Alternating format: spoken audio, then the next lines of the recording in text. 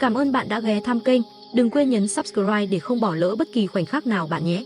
Xem ra vẫn phải kể chuyện cái hộp gỗ cho đại sư. Liệu nó có liên quan gì tới ngôi đền cổ Berjavihi, nơi đụng độ giữa biên giới Campuchia và Thái Lan bùng phát, hay có sự kích động từ thế lực thù địch? Đại sư Nghiên Âm, tôi cảm thấy cái hộp gỗ này và Berjavihi tôi có thể có liên quan. Lúc đó ông nội tôi dặn dò tôi 3 việc. Một là kiếm vô sắc, hai là cái hộp gỗ này. Ông nội đi ra ngoài vẫn giữ bí mật, nhưng ông không nói cái hộp này có công dụng gì. Hơn nữa ông cũng không mở được nó. Có một đại sư có thể biết điều gì đó. Đại sư, trước khi mất, ông nội tôi để lại một hộp gỗ tử đàn. Hộp đó tôi không mở được. Dù dùng dao búa cũng không thể gây tổn hại chút nào. Gỗ tử đàn. Cái hộp đó trông như thế nào? Lớn hơn bàn tay người lớn một chút. Toàn thân màu đỏ. Còn có mùi máu tanh. Nhưng có một đạo trưởng nói hộp đó mang sát khí nặng. Là vật không lành. Hộp hồng sa. Quả nhiên là như vậy. Cái hộp này có liên quan đến đại sư Nghiên Âm. Đại sư Nghiên Âm, mày biết cái hộp đó à? Hộp hồng sa này.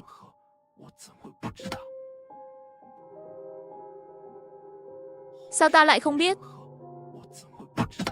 Cái hộp này năm xưa từng gây ra một trận phong ba.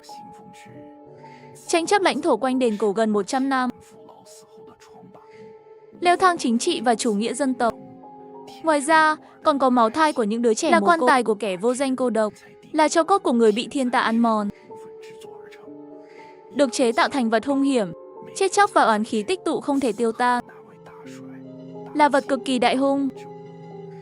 Từng có một nông dân được người cha cho cái hộp này. Ông ta đặt vũ khí sắt của kẻ thù vào trong hộp. Có thể khiến đối phương gặp của báo cô độc, bi thảm và hiểm độc. Phúc đến lộc đến thọ của đối phương đều bị rút cạn. Nông dân dùng hộp hồng sa để chống lại tên địa chủ áp bức mình. Chưa đầy 3 ngày, địa chủ lần lượt mất vợ rồi đến cha mẹ. Con trai rơi xuống giếng, chết đuối. Còn hắn thì gãy một chân. Còn người nông dân thì vận đỏ liên tục. Chưa đầy 1 tháng đã trở mình thành địa chủ. Thậm chí còn có vận khí thăng tiến. Tên địa chủ chẳng bao lâu sau cũng chết. Cái hộp quái quỷ này thật là đáng sợ. Người phúc kẻ họa. Nông dân trở thành địa chủ. Nhưng không phải là phúc lộc thọ của tên địa chủ bị chuyển sang cho nông dân. Phúc lộc thọ chẳng qua là tiền đến quyền đến thọ. Cho nên địa chủ chết sớm là phải. Còn kẻ vô danh, không ai ràng buộc.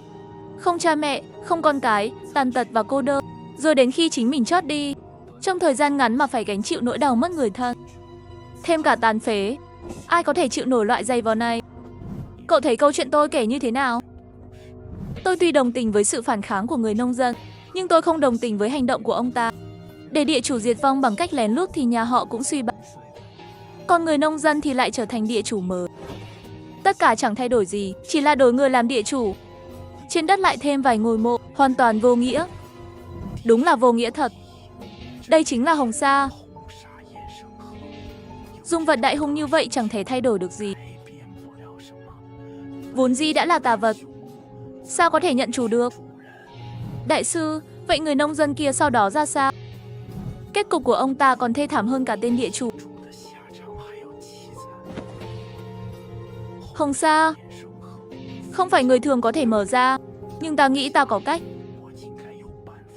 Trong đó cất giấu một số thứ then chốt. Cái hộp giờ đang ở đâu? Ở nhà trọ dưới thị trấn dưới chân núi. Tôi vẫn gửi hành lý ở đó. Lúc ấy tôi lo không tìm được chùa Berjavihi nên đã để tạm ở dưới núi, tạm thời gửi ở đó. Nam mô Tassa Bhagavato, Anh Jahato Sammasambuddhassa. Anh Jahato Sammasambuddhassa. Tuy người có sát khí nặng, ban ngày không sao. Điểm chớp là vào lúc 12 giờ đêm. Tối nay nếu người về lại được là tốt rồi. Chuỗi tràng hạt này đã trải qua bao năm tháng, được hưởng kinh tụng niệm cổ xưa, đã thấm nhuần không ít Phật tính. Người đeo nó có thể áp chế sát khí và xua đuổi tà khí.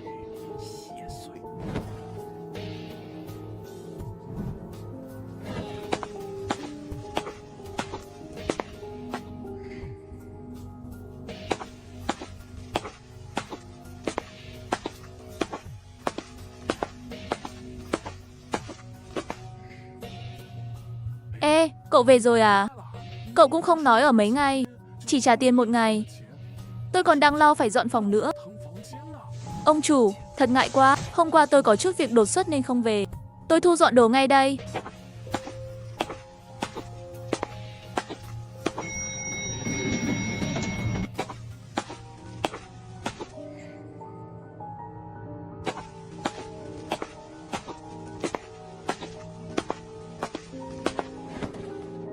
Thật không hiểu nổi mấy đôi trẻ các cậu. Thuê phòng mà không ở, chỉ gửi cái hành lý. Nếu sớm nói là gửi hành lý tôi đã miễn phí cho rồi. Ông chủ, ông nhầm rồi, tôi đặt một phòng đơn. Tôi là gã độc thân suốt 18 năm nay hẹ. Làm gì có bạn gái chứ? Chuyện khác tôi có thể lơ mơ. Nhưng khách ra vào mỗi ngày tôi nhớ rất rõ. Hôm qua cậu đặt phòng đơn thật. Nhưng là hai người đến đúng không? Người phía sau cậu, không phải cậu đi cùng một cô gái tóc dài sao? Tôi có đắc tội gì với ông chủ không? Ông dọa khách kiểu này à? Hôm qua tôi chỉ có một mình thôi, làm gì có cô gái nào? Ai rảnh mà đi dọa cậu chứ? Tôi tận mắt thấy hai người vào phòng mà. Ai nói dối thì tổ tiên cũng bị đào mộ đó. Hôm qua hai người cùng đến cùng đi. Hôm nay cậu lại bảo là không có cô gái nào. Còn sống chết không chịu nhận hai người là một đôi. Không lẽ cậu đã làm gì cô ấy rồi? Cô gái ấy đâu? Cô gái xinh đẹp thế mà lại vướng vào loại người như cậu. Ông chủ rõ ràng không hề giả vờ. Ông ấy cũng đâu cần tưởng tượng ra chuyện này. Vậy nên tối qua thật sự là mình đã đi cùng một cô gái, cùng mình vào phòng, cùng mình rời đi. Nhưng mình lại không thấy cô ấy. Cô ấy là ai? Giờ không phải lúc để sợ hãi.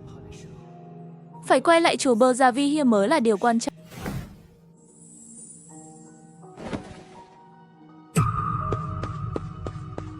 Đồ cha nam thần kinh. Gái tốt thế mà lại dính vào loại đàn ông như cậu.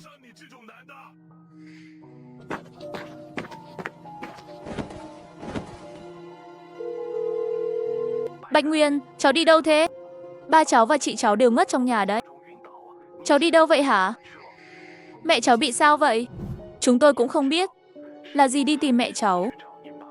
Mới thấy mẹ cháu và chị cháu ngất trong nhà. Cũng không biết họ đang làm gì. Trong gian chính còn đặt một cái quan tài, còn là máu me khắp nơi. Nhưng cháu đừng lo. Mẹ cháu và chị cháu không sao cả, sẽ sớm tỉnh lại thôi. Vậy thì tốt, còn đạo sĩ áo trắng kia đâu?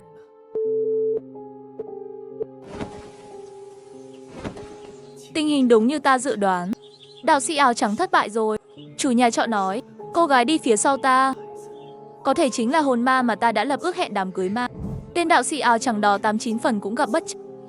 Chỉ vì chuyện của bản thân, không chỉ liên lụy đến người nhà, còn hại cả mạng người khác. Kệ hắn là thứ gì, đừng hòng lấy mạng của ta. Muốn lấy mạng tôi càng phải sống cho hắn thấy. Hiện giờ thông tin ta biết được là con ma đó hiện không ở bên ta. Cho dù có ở bên, cũng tạm thời chưa lấy mạng ta.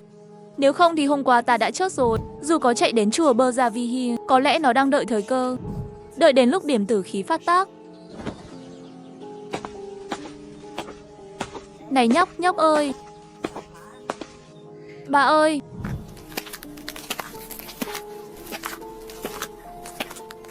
Nhóc con, cháu đi đâu thế? Bà ơi, sao bà lại ở đây? Đây là rừng già, cháu chạy vào đây làm gì? Nhà bà già này ở gần đây mà. Ba con định hỏi cháu đang tính làm gì đây? Cháu định đến chùa Bơ Gia Vi Hia nào. Bà già này tay hơi điếc. Cháu lại gần chút. Đi đến chùa Bơ Gia Vi Hia. Cháu nói đi đâu cơ? Đến chùa Bơ Gia Vi Hia. Bà đánh cháu làm gì thế? Cháu có chọc gì bà đâu. Cháu là người hay là ma? Lại thêm chùa đó đang xung biên giới đột chiến tranh. Hôm trước bà chẳng phải đã cứu cháu sao? Nếu là người thì sao lại đi đến chỗ ma quái đó? Bà tuy là ân nhân cứu mạng cháu, nhưng bà cũng không thể nói một ngôi chùa nơi người ta đốt nhang lễ Phật là chỗ ma quái được. Giờ đây, trên núi Đàn Rít này làm gì còn chùa Bơ Gia Vi Hia nào? 63 năm trước thì có một chùa Bơ Gia Vi Hia, nhưng các hòa thượng trong đó đã chết hết chỉ sau một đêm. Không còn ai sống sót cả. Chùa đó từ lâu đã thành chùa ma rồi. Không thể nào. Sáng nay cháu vừa từ chùa đó đi ra mà. Chùa Bơ Gia Vi Hia hoàn toàn tồn tại thật. Trong đó còn có đại sư Nghiên Âm rất hòa ái. Cháu vào trong chùa đó rồi, con gặp cả Nghiên Âm. Ba thấy cháu bị chúng ta rồi. Nếu trên núi đàn rít này còn có chùa thật, thì sao nó lại yên tĩnh như vậy? Cháu thử nhìn xem, có con đường nào dẫn vào chùa không? 63 năm trước chùa Bơ Gia Vi từng có một vị hòa thượng rất nổi tiếng, là do tự mình tu thành, nhưng ông ta đã chết từ lâu trong chùa đó rồi. Đại sư Nghiên Âm cũng chết lâu rồi, các tăng nhân trong chùa Bơ Gia Vi Hin đều đã chết sạch. Không thể nào. Bảo cháu tin rằng tiểu hòa thượng tiếp đón cháu và đại sư Nghiên Âm đều là hồn ma sao? Sao có thể như vậy? Một tiểu hòa thượng rụt rè, một đại sư hiền tử lại đều là người chết. Dù là chuyện gì đi nữa, chỉ có tận mắt thấy mới là bằng chứng thuyết phục nhất. Nam mô Tassa Bhagavato, Anh Jahato Samma Sambuddhassa. Nam mô Tassa Bhagavato, Anh Jahato Samma Sambuddhassa. Nam mô Tassa Bhagavato, Anh Jahato Samma Sambuddhassa.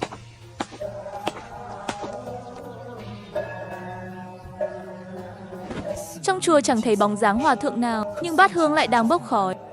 Chẳng lẽ đó là đại điện của chùa Bơ Gia Vi Hi? Nhưng theo lời đồn, 6 vị cao tăng cùng thời với đại sư Nghiên Âm thường xuyên tụng kinh trong đại điện. Ngày nào cũng như vậy suốt nhiều năm trời. Là ở chỗ là phần lớn đều không mở cửa, mà luôn đóng kín. Điều này trong bất kỳ ngôi chùa nào đều là chuyện hết sức kỳ lạ. Nam mô Tassa Bhagavato, Anh Jahato Samma Sambuddhassa. Nam mô Tassa Bhagavato, Anh Jahato Samma Sambuddhassa. Nam mô Tassa Bhagavato, Anh Jahato Samma Sambuddhassa. Trong đại điện này hoàn toàn không có ai cả. Âm thanh tụng kinh là do nhiều bóng người chồng chéo vào nhau. Nhưng các cột xung quanh, bục thờ cũng chẳng có chỗ nào che chắn. Lại còn chuẩn bị kỹ càng như thế sắp có chuyện. Đại điện phủ vải đỏ không một bóng người, mà vẫn luôn có người tụng kinh. Rốt cuộc là ai đang tụng kinh bên trong? Thí chủ lúc nào trở về vậy?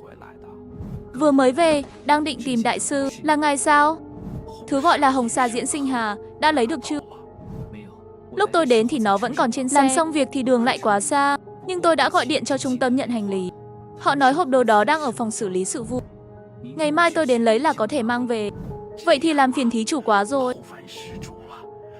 Chuyện này không cần vội, cũng có thể chờ qua thời điểm kết thúc sinh tử rồi hãy lấy.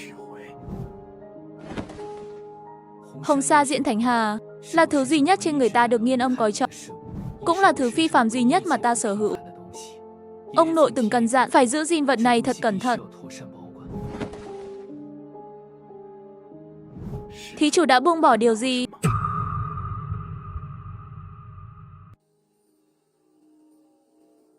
Thí chủ đã nhìn thấy điều gì?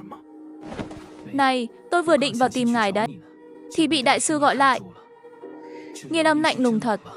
Ngài ấy không hỏi tôi có vào hay chưa, mà hỏi thẳng đã nhìn thấy gì.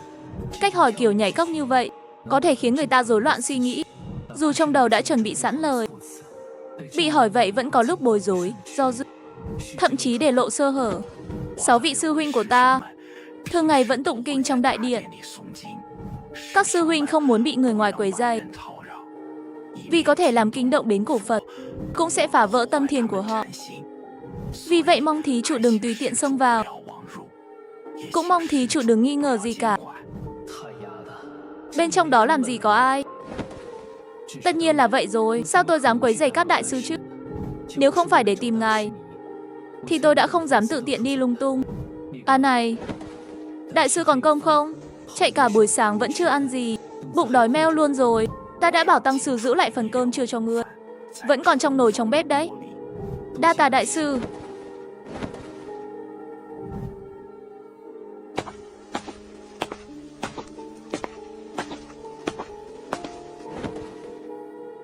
Nam mô Anh Di Đà Phật. Nam mô Anh Di Đà Phật. Nam mô Anh Di Đà Phật.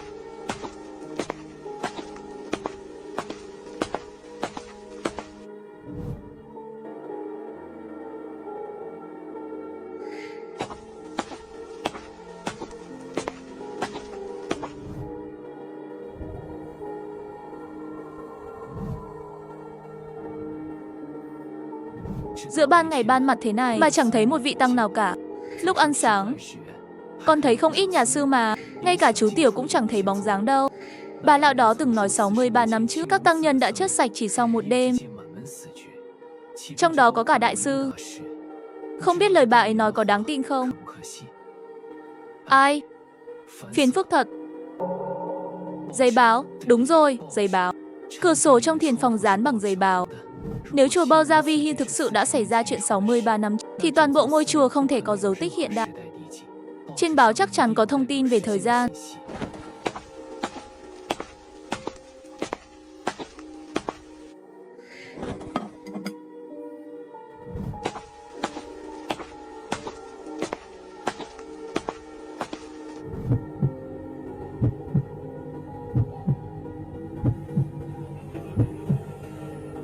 Mấy tờ báo này đều từ 63 năm trước. 63 năm trước, các nhà sư của chùa Bơ Gia Vi Hi chết hết. Lẽ nào là thật sao? Sao có thể chứ?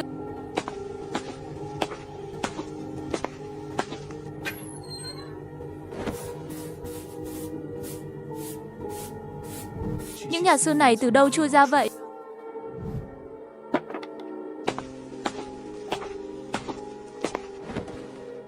Bạch Nguyên, cậu có biết không?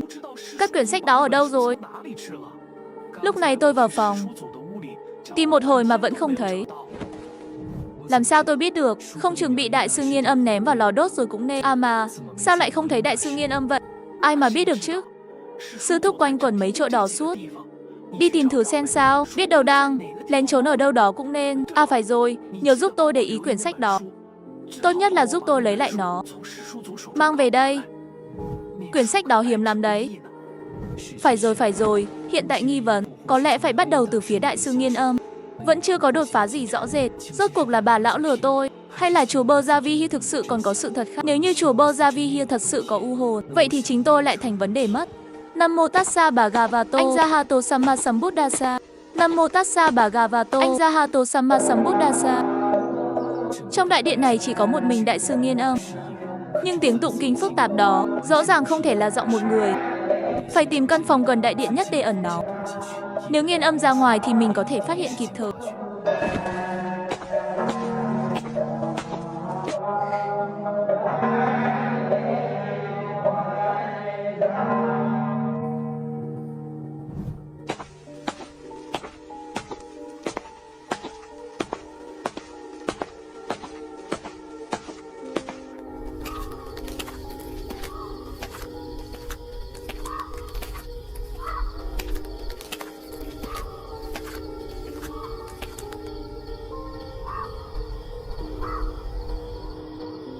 Không ngờ sau viện của chùa Bơ Gia Vi Hi lại có một vườn rau.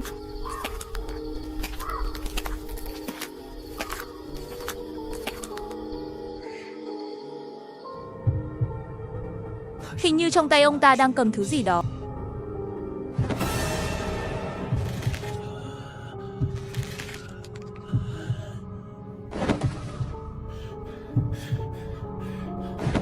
Cậu chạy tới đây làm gì?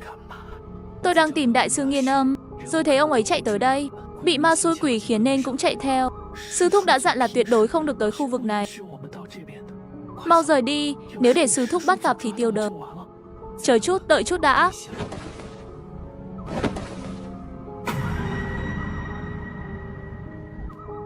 Cái gì thế này? Sao lại có nhiều bia mộ đến vậy? Sao ở chùa Bơ Gia Vi Hi lại có nơi như thế này? Bạch Nguyên, đây là mộ của ai vậy?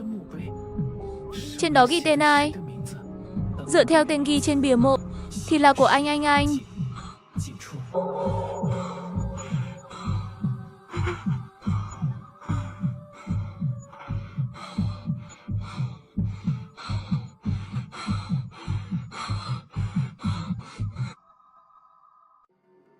Bạch Nguyên, cậu nói gì đi chứ? Trên bia mộ đó ghi gì? Bạch Nguyên.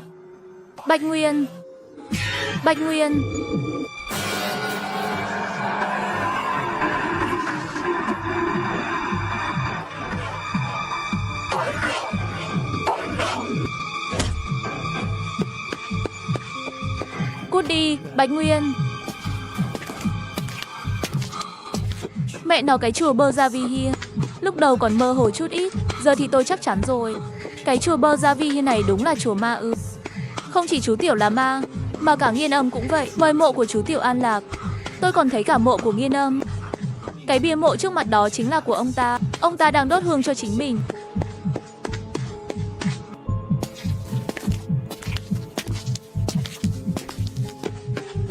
Nam Mô Anh Di Đà Phật. Nam Mô Anh Di Đà Phật. Nam Mô Anh Di Đà Phật.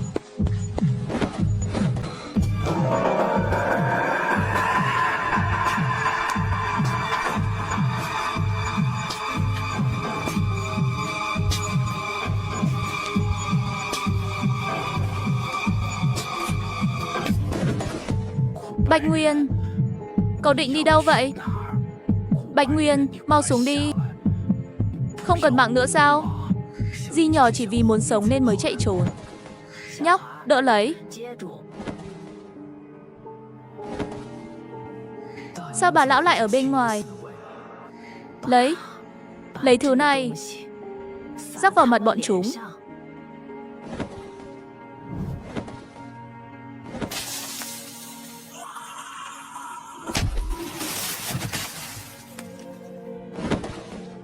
Đừng hoảng, đám đó không ra được đâu. Bà đã nói là cậu vào chùa ma mà cậu không tin. Làm như bà đây muốn hại cậu vậy. Đã vào một lần mà còn dám quay lại lần hai. Nếu bà không tới thì đừng mong ra được. Bà lão, bà mắng đúng lắm. Không còn thời gian nữa, đi thôi, tôi phải xuống núi. Trên người cậu âm khí quá nặng. Tôi đến là cái gì cũng kéo đến tìm cậu. Bà đây không muốn chết cùng cậu đâu.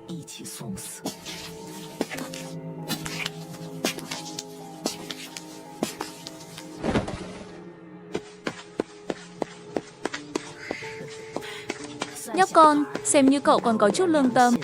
Bà già này lưng còng leo núi đi tìm cậu. Mà cậu còn bắt bà phải leo xuống nữa. Bà không chửi cậu suốt đường thì thôi đấy. Bà ơi, sao bà biết chùa Bơ Gia Vi Hinh ở đâu? Hàm ôm, bà sống ở núi Đan Rít này 7-80 năm rồi. Thứ gì kỳ quái mà bà chưa thấy chứ? Nói cho cậu biết một điều thật lòng. Bà luôn biết trên núi Đan Rít này có một ngôi chùa ma. Ngày nào bà cũng nghe thấy tiếng tụng kinh. Có khi mấy tay thợ săn đi lạc cũng nghe thấy tiếng tụng kinh. Đám hòa thượng chọc đó chớt rồi cũng không yên. Phải rồi, bà bị vứt ra từ chùa Bơ Gia Vi Hinh, nhưng đến nửa đêm gà chớt vẫn rơi xuống thành. Ông nội bảo bà đi tìm đại sư Nghiên Âm. Ai mà ngờ được chùa Bơ Gia Vi Hinh lại thành ra như vậy. Không biết bà lão có cách gì không để tự cứu mình. Khoan đã, có chuyện gì vậy? Dừng lại, đừng đi nữa.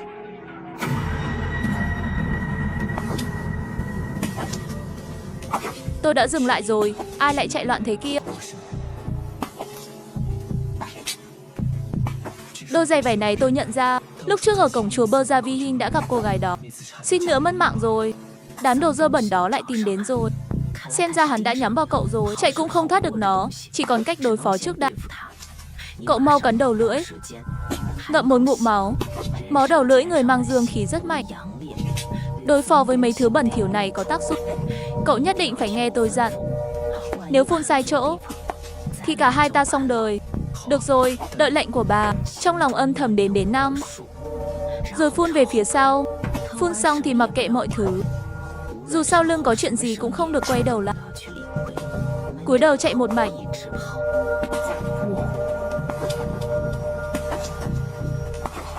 4 3 2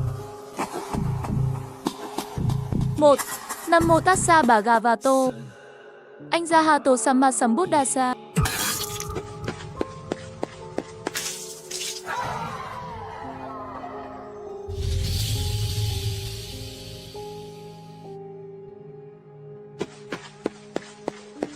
Được rồi, không cần chạy nữa. Đây chính là nhà bà. Cả cái thân già này bị cậu làm cho sắc gãy hết rồi. Nhưng may mà thoát ra được rồi.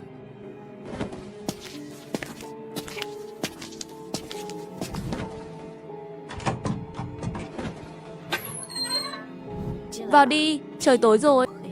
Lúc này mà còn xuống núi thì chẳng khác gì đi dạo trước điện Diêm Vương. Muốn chết à? Cảm ơn bà ơi. Nếu không có bà thì tôi không biết đã chết bao nhiêu lần rồi. Bà đã cứu tôi rất nhiều lần. Không cần cảm ơn bà, muốn cảm ơn thì hãy cảm ơn chính mình, người tốt sẽ được báo đáp. Điều đó cũng chứng tỏ bà già này và cậu có duyên phận.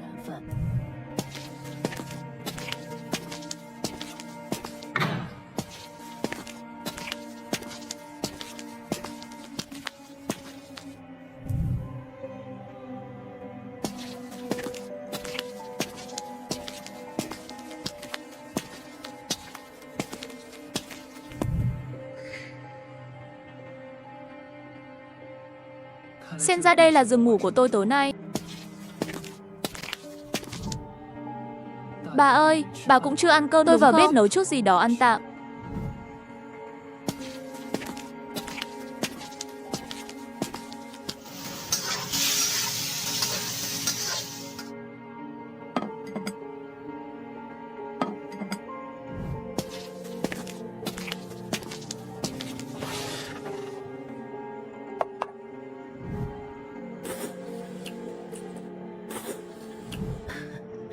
Thanh niên ăn nhanh thật.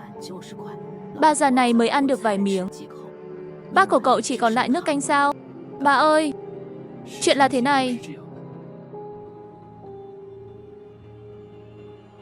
Bà ơi, chưa từng nghe đến thứ gọi là âm hồn khí gì đó âm dương hỗn hợp. Nhưng cậu nói 12 giờ đêm sẽ có kết chất đến. Bà già này cũng có chút bản lĩnh. Thử xem có thể giúp cậu chống đỡ chút nào không. Nhưng bà nói trước, nếu chống không nổi thì bà sẽ bỏ chạy. Cậu tự cầu phúc đi. Bà ơi, bà nói gì vậy chứ? Bà có thể giúp cháu. Cháu còn cảm ơn không kịp nữa là lỡ như có nguy hiểm, bà nhất định phải chạy. Đừng lo cho cháu, nếu không sẽ liên lụy đến bà. Cho dù cháu chết cũng chẳng yên lòng. Ha ha. Bà ơi, bà có thể kể cho cháu nghe chuyện của chúa Bơ Gia Vi Hinh không? Lần trước bà nói chúa Bơ Gia Vi Hinh cách đây 63 năm trong một đêm bị rớt sạch toàn bộ. Từ đó trở đi, chùa Bơ Gia Vi Hinh trở thành ngôi chùa ma. Chùa Bơ Gia Vi Hinh dù sao cũng là chỗ linh thiêng hương khói nghi. Sao lại có thể xảy ra chuyện tà ác như vậy? Linh thiêng hương khói à? Đám đầu trọc đó cũng xứng sao? Một đám giả nhân giả nghĩa, chùa miếu dọc sông chất sạch cũng là điều bình thường. Hừ, tất cả là nghiệp do chúng tự tạo. 63 năm trước, chùa Bơ Gia Vi Hinh là một cổ tự danh tiếng nổi tiếng khắp Chiêu Thừa. Ngày nào khách thập phương cũng nườm nượp kéo đến. Trong đó có hai hòa thượng rất có tiếng trong cổ tự. Một người là Liêu Quả, một người là Liêu Nhân. Liêu Nhân, Liêu của hai hòa thượng đều có căn Phật sâu dài. Từng quốc bộ ngàn dặm khổ tu tìm đạo. Cuối cùng quay về chùa. Nhiều khách thập phương cũng là vì Liêu Nhân, Liêu Quả mà tới. Nhưng ai mà ngờ được, hai hòa thượng ấy lại chỉ có cái danh hạo. Một người phụ nữ mang thai lớn bị chồng bỏ theo tiểu tang đến chùa cầu phúc. Lúc đến thì thuận lợi, nhưng lúc về thì trời tối. Vô tình vấp ngã giữa đường, nước ối vỡ ra, máu chảy ròng ròng theo đuôi. Lúc đó mà xuống núi phải mất thêm hơn nửa giờ nữa, mà chùa thì chỉ cách đó vài trăm mét. Người phụ nữ bụng bò le lết thân mình tới trước cổng chùa Bơ Gia Vi Hinh cầu cứu. Cậu biết bọn họ ở chùa Bơ Gia Vi Hinh đã làm gì không? Không ngờ đường đường là cổ tự linh thiêng lại bỏ mặc người phụ nữ sắp sinh ở ngoài cửa. Lý do là vì máu của phụ nữ sẽ mang lại điều xui xẻo cho cổ tự, làm ông ấy Phật tổ, nên càng không thể để phụ nữ sinh con trong chùa. Vì thế họ đóng cửa lại, làm ngơ bỏ mặc. Dù người phụ nữ đập cửa thế nào ngoài kia, gào khóc cầu xin ra sao, đến lúc mở cửa ra thì mẹ con cô ấy đã chết ngay trước cửa. Đứa bé còn dính nguyên dây rốn, cơ thể tím tái chưa kịp sinh ra đã chết rồi. Cũng vì mất máu quá nhiều mà chết vì xuất huyết. Trên cánh cổng của chùa vẫn còn móng tay gãy của người phụ nữ khi cào cửa. Người đã từ chối giúp người phụ nữ ấy chính là trụ trì của chùa Bơ Gia Vi Hinh lúc đó, Liêu Nhân. Đêm hôm đó, người phụ nữ hóa thành lệ quỷ quay lại chùa Bơ Gia Vi Hinh báo thù. Chỉ trong một đêm rất sạch toàn bộ người của chùa Bơ Gia Vi Hinh. Sáng hôm sau, khách hành hương liên tục gõ cửa nhưng không ai trả lời. Khi phá cửa xông vào, trước mắt họ là máu me và xăm bi khắp nơi. Thi thể của Liêu Nhân bị treo trên đầu cổ Phật.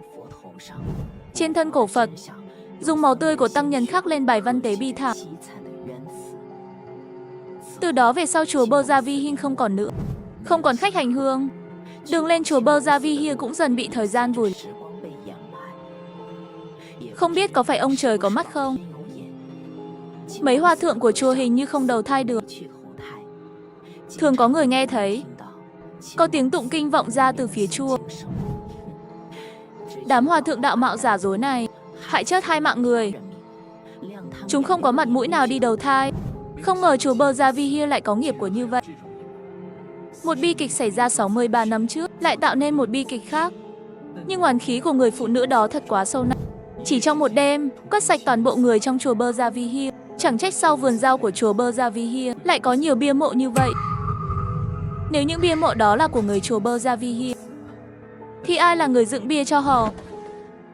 Bà ơi, bà có biết mộ của mấy hòa thượng chùa Bơ Gia Vi Hia ở đâu không? Mộ à? Bọn chúng làm gì có mộ? Lũ hòa thượng đó đã làm ra chuyện tày trời trời đất không dung. Từ đó khách hành hương đoạn tuyệt lui tới. Thi thể chúng không bị người báo thù là may rồi. Hơn nữa cũng không ai dám đụng tới. Cả viện toàn sầm bi lại còn có mà àm. Lúc tôi ở chùa Bơ Gia Vi Hia một thời gian, tôi gần như đi khắp mọi ngóc ngách trong chùa Bơ Gia Vi Hia. Điều đáng chú ý là chùa Bơ Gia Vi Hia hoàn toàn không giống như đã bị bỏ hoang lâu năm. Cuối tháng cũng không thấy tàn tạ, chỉ là hơi cũ thôi. Tôi từng thấy An Lạc đang quét dọn sân. Không biết có phải là hồn ma của hòa thượng dọn sân không? Cũng không rõ lắm. Nhưng thi thể của họ là ai chôn? Chẳng lẽ là mấy hồn ma đó tự chôn cho mình? Tai nạn. Dương Ân thậm chí còn đốt nhang cho chính mộ của mình. Thật quá kỳ quái rồi. Nghiên Âm từng nói, chuỗi hạt Phật này có thể giúp tôi áp chế âm khí, ngăn cản tà tủy. Nhưng giờ chính Nghiên Âm lại là một tà tủy. Thứ này còn cần giữ lại không? Ây, cái bản này không tệ nha.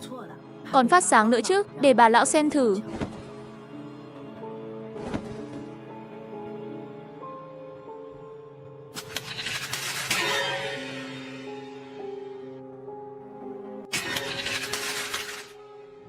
Thứ gì mà đụng vào cái là hỏng vậy chứ? Nghiên Âm từng nói, chỉ có chuỗi hạt Phật mới có thể giúp tôi chống lại tà tùy. Chuỗi hạt có thể chống lại tan vỡ tâm trí vừa bị bà lão đụng vào, đã lập tức đứt đoạn. Chuyện này là trùng hợp hay gì? Không thể trùng hợp vậy được.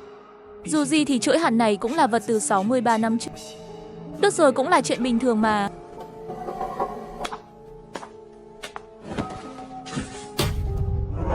Chuyện này hình như không thể giải thích bằng sự tình cờ. Nếu chuỗi hạt Phật này là thật, chuyện này cũng là thật, chẳng phải nghĩa là bà lão kia là tà tùy, hoặc là một thứ gì đó rất đáng sợ. Chỉ cần đụng vào là chuỗi hạt vỡ vụn. Bà lão đó từng vào tà tự. Chùa Bơ Gia Vi Hia có đang bị gì? Vậy trên nồi đàn giết này còn ai nữa? Tôi ở nơi này có gặp ai đâu. Tôi còn có thể tin ai nữa?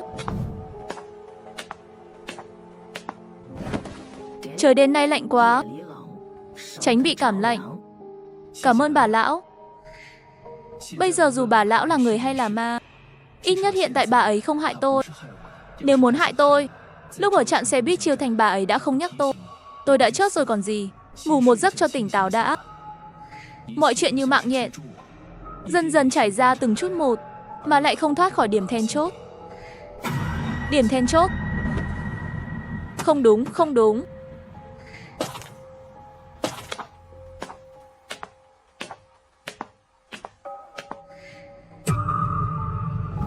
Rõ ràng tôi đang nằm trong sảnh, nhưng lại không biết bà ta rời đi lúc nào.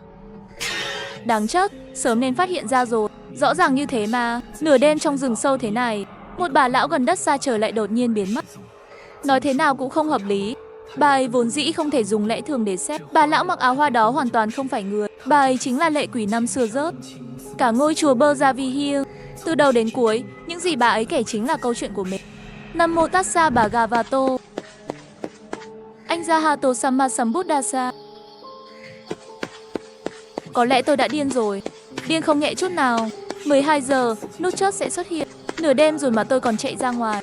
Vất vả là mới trốn khỏi chùa Bơ Gia Vi Hia, giờ lại còn phải tự chui đầu vào lưới. Giờ tôi nhất định phải đến chùa Bơ Gia Vi Hia. Tất cả mấu chốt đều nằm trong đó, thậm chí liên quan đến sống chết của tôi.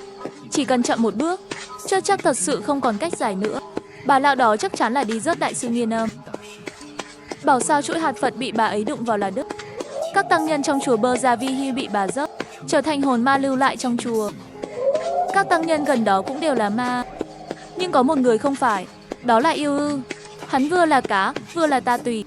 Chuỗi hạt bị đứt ngay trong tay hắn. Sau đó hắn lần đầu nhắc tới chùa Bơ Gia Vi Hiên là quỷ, từng nói rằng 63 năm trước có một hòa thượng tự ti chết thảm ở đó. Khi hắn lần thứ 2 đến chùa Bơ Gia Vi Hiên, bổ sung kinh văn, thì ra năm đó trong chùa có 2 hòa thượng rất tự ti. Có một người là Nghiên Âm. Bà lão nói 63 năm trước, người phụ nữ kia rất sạch cả chùa trong một đêm. Vậy sạch đó có bao gồm cả Nghiên Âm không? Khi bà lão biết Nghiên Âm còn sống, bà ta tỏ ra kinh ngạc, thậm chí còn cười lạnh. Lúc đầu tôi chỉ nghĩ bà ấy đang chế giễu tôi, mà lại đi cười nhạo người thì có gì lạ. Nhưng thực ra không phải vậy. Lúc nãy bà ta đến ngoài chùa Bơ Gia Vi Hiên cũng không hoàn toàn là để cứu tôi. Bà ấy đến để xác nhận Nghiên Âm có thật sự ở đó. Nghiên Âm năm đó không bị bà rớt. Đêm ở chùa Bơ Gia Vi Hiên, bà ấy muốn tận hưởng lần nữa. Bà lão không xuất hiện sớm hay muộn, lại xuất hiện đúng lúc tôi trèo tường đi tìm Nghiên Âm, còn gọi tên tôi.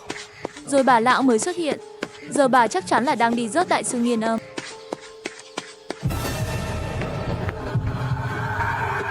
Này, cũng lại là con chó khốn kiếp này. Thứ này đúng là cứ muốn gây sự với tôi. Con chọn đúng thời điểm như vậy.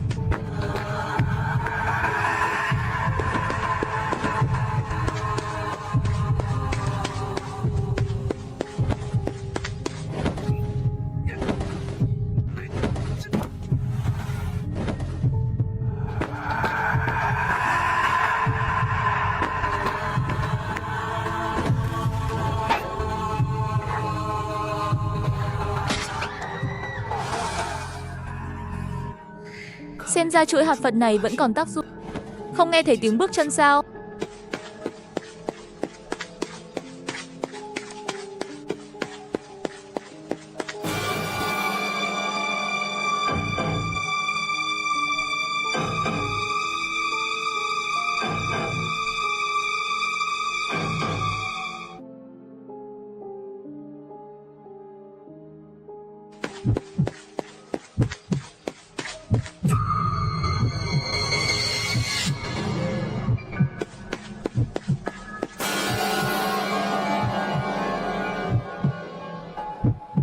Cậu trai trẻ định đi đâu vậy?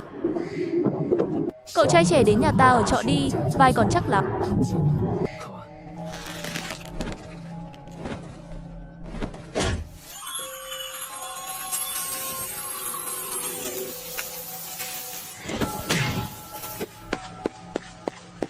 Đối phương còn ném thêm 3-4 hạt nữa. Bà lão cũng làm rớt mất 2 hạt, còn khoảng 10 hạt. Kệ đi, nó là gì cũng mặc, ta tùy gì đi nữa. Nếu dám cản tôi thì chỉ có liều mạng thôi. Khi thật sắp xảy ra rồi. Tai họa sắp ập đến, ai dám cản đường sống của tôi sẽ không cho hắn sống.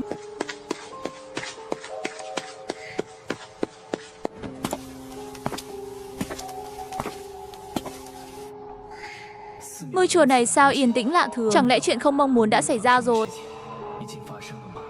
Sắp phải đối mặt với tử kiếp rồi. Chút tuyệt vọng này có ích gì chứ? Sao pháp trường lại không đóng cửa? Đứng lại, 500 tệ. Không thể tiến thêm nữa. Mở to mắt ra mà nhìn cho rõ. Thứ trước mắt ngươi là gì?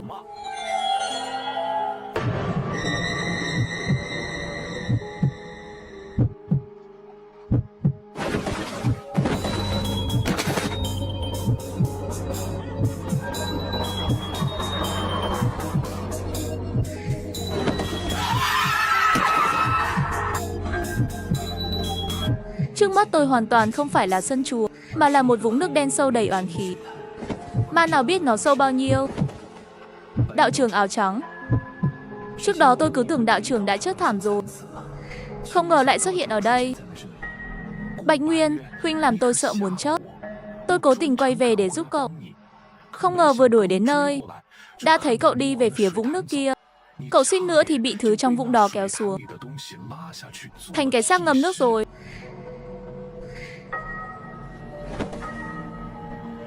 Đa tạ đạo trưởng. Nhưng sao đạo trưởng lại đến đây? Rốt cuộc nhà tôi đã xảy ra chuyện gì?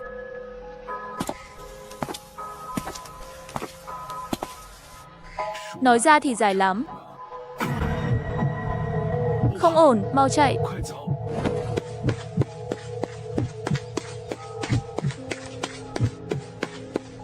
Sao huynh lại ra ngoài vào ban đêm thế? Lưu thứ dơ bẩn đó bám theo đến nơi rồi, nguy hiểm lắm. Nam mô Tassa Bhagavato, anh Jahato Samma Sambuddhassa.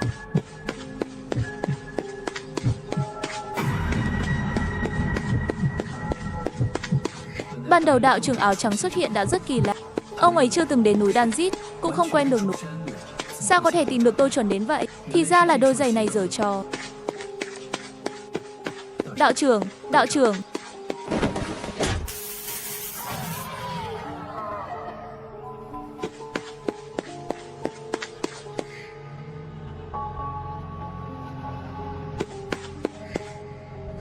Bảo sao đạo trưởng áo trắng và bà lão đều dặn tôi đừng ra ngoài vào ban đêm. Vừa ra ngoài đã như cha ma kéo đến, chạm mặt hết người này đến người khác. Cứ thế này tiếp tục, chuỗi hạt Phật sẽ nhanh chóng cạn kiệt.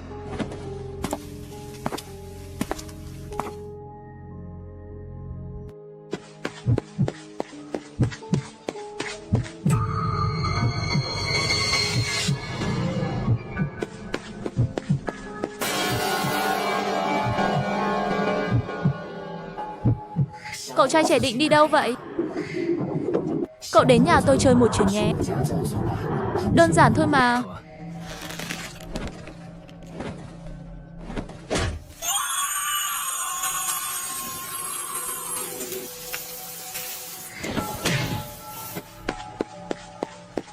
Đối phương dùng mất 3-4 hạt rồi. Bà lão này cũng bay mất 2 hạt. Còn khoảng 10 hạt gì đó. Kệ đi, sức thân gì không quan trọng, tà ma gì đi nữa, dám chặn đường thì chỉ có chiến thôi. Khi thật sắp đến rồi. Tai họa sắp ập đến, ai dám cản đường sống của tôi sẽ không cho hắn sống.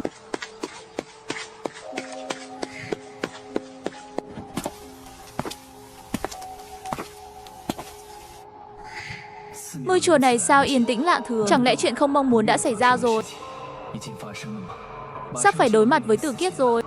Chút tuyệt vọng này, còn làm được gì nữa? Pháp trường sao lại không đóng cửa? Bạch Nguyên, đứng lại. Không thể tiến thêm được nữa. Mở to mắt ra mà nhìn cho rõ.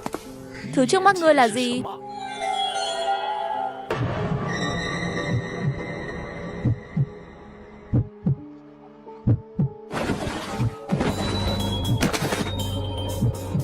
Ha ha ha ha.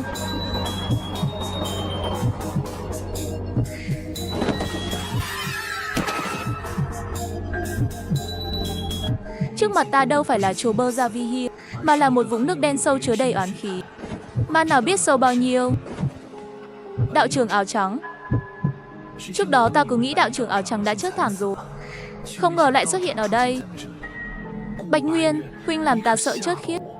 Ta cố tình quay lại giúp ngươi. Không ngờ vừa đuổi theo tới nơi, đã thấy ngươi đi về phía vũng nước. Người suýt nữa bị thứ trong vũng đó kéo xuống, thành cái xác trôi sông rồi.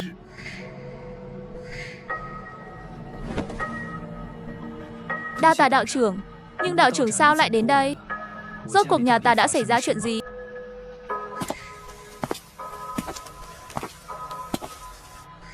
Nói ra thì dài lắm. Không ổn rồi, mau chạy.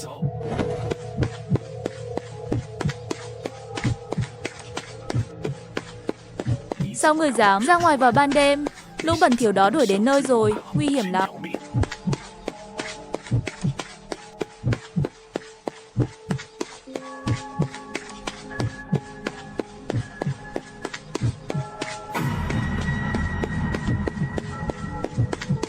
Ban đầu đạo trưởng áo trắng xuất hiện đã rất kỳ lạ. Ông ấy chưa từng đến núi Danzit, hoàn toàn không quen đường núi. Sao lại có thể tìm ra ta chính xác như vậy? Thì ra là do đôi giày này giở trò. Đạo trưởng, đạo trưởng.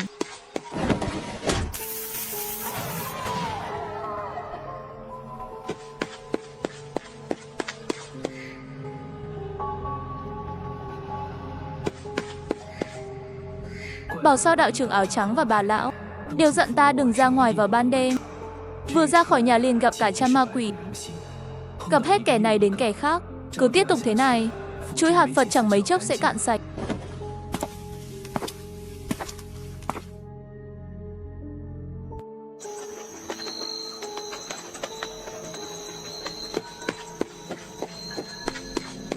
Rõ ràng vừa nãy định đi thẳng, nhưng ta lại đi theo lối nhỏ bên cạnh. Ta rất chắc chắn là không đi thẳng. Thế mà vẫn bước vào con đường nhỏ.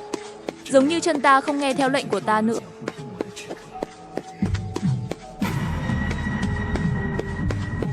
Khốn thật.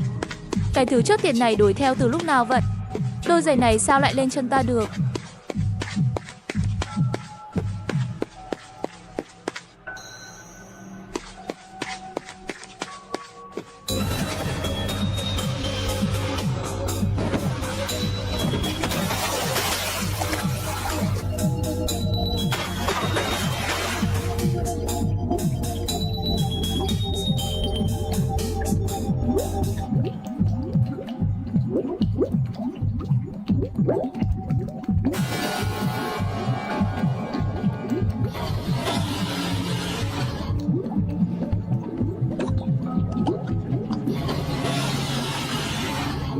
Ta cứ tưởng mình không thoát khỏi tử kiếp này, sẽ chết trong tay người vợ ma từ thế giới đó. Một cô dâu ma bị xã hội chối bỏ. Thế nhưng không ngờ lại đến trước thời hạn. Vì mong muốn sống mà kéo dài hơi tàn, người không cam tâm, vẫn luôn cố gắng hết sức để sống sót, vẫn luôn tiến về phía trước để thoát khỏi tử mệnh. Từ cái chết định sẵn khi còn nhỏ, đến tử kiếp vào tuổi 18 bây giờ, ta chẳng phải luôn liều mạng chống lại sao? Tại sao chứ?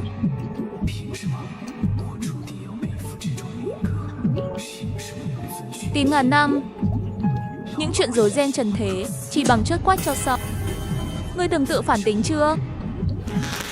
Hy vọng chuối Phật châu này có thể đập trúng cái tên đáng chết kia, cái tên quỷ chết tiệt đó. Nam mô Tassa Bhagavato Arahato Samma Sambuddhassa.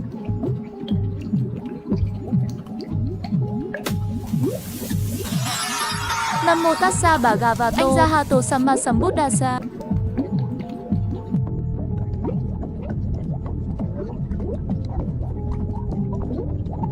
Nam mô Tassa Bhagavato Arahato Samma Sambuddhassa.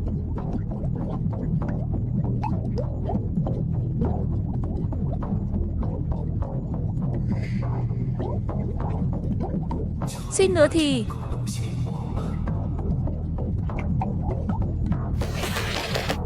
an.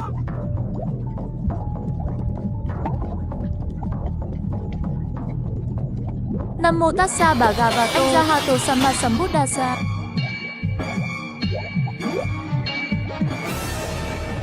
Không được, oxy đã cạn sạch rồi. Tôi chưa bao giờ tuyệt vọng đến mức này. Cái chết cận kề đáng sợ đến vậy.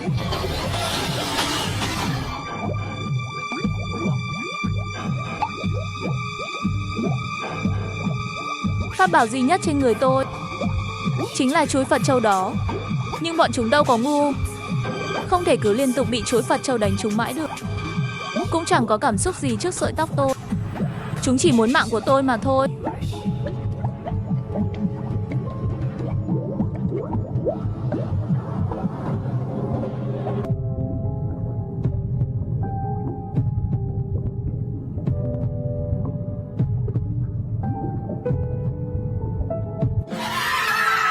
Bắt đầu rồi, chết tiệt. Chết tiệt, sao lại để hắn được như ý? Sao có thể để hắn được như ý chứ? Rõ ràng chỉ thiếu một chút nữa thôi. Chỉ một chút nữa là tên tiểu quỷ đó có lẽ chỉ còn vết cào loạn ở bờ nước, mới chứng minh được rằng tôi từng muốn sống. Cuối cùng, tôi vẫn không thể thoát khỏi số phận bị kéo xuống đầm lầy âm u. Dãy dụa trong vô vọng, làm sao có thể thoát khỏi vòng xoáy của thiên mệnh? Có lẽ ngày tôi được sinh ra đã là ngày định chót. Tôi nên cảm ơn ông trời vì đã cho tôi sống thêm 17 năm.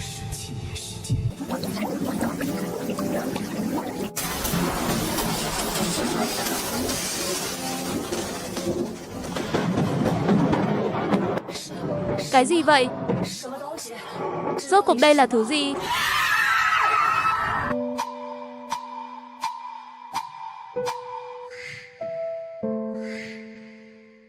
Cái thứ vừa xuất hiện này là gì thế?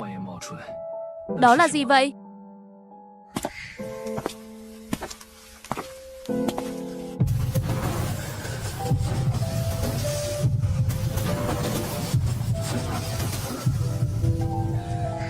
Vừa rồi tôi đã kiệt sức hoàn toàn. Chân bị Sambi trôi bám chặt, còn bị đôi giày vải màu xám tối quần lấy. Cảm giác như sinh lộ đã hết, nhìn thế nào cũng là một cục diện tất chớt. Oxy đã cạn kiệt, dù Sambi có buông tay, tôi cũng chẳng thể bơi lên được. Nhưng ngay khoảnh khắc trước khi hôn mê, tôi thấy một tia sáng, một tia lửa lạ lùng, là một ngọn lửa đen không có nhiệt độ gì cả. Xác chết đang giữ chân tôi liền giận dữ buông tay, như thể sợ hãi mà gào thét cuồng loạn. Tà khí xung quanh không những không tăng lên, ngược lại còn tự động rời khỏi thân thể tôi.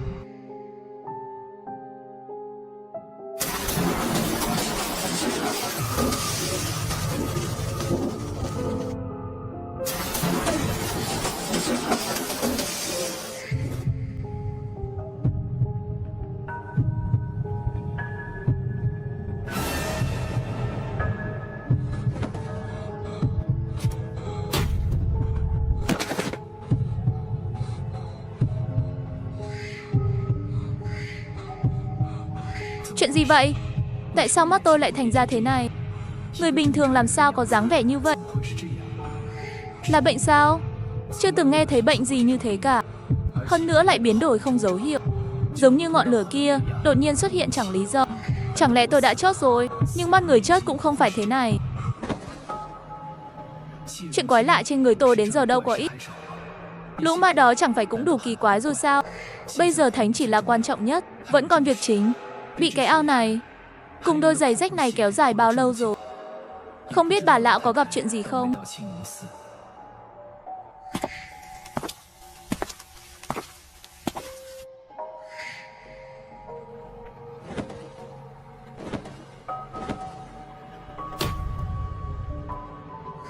Thêm hạt này nữa, giờ chỉ còn lại 4 hạt Phật châu.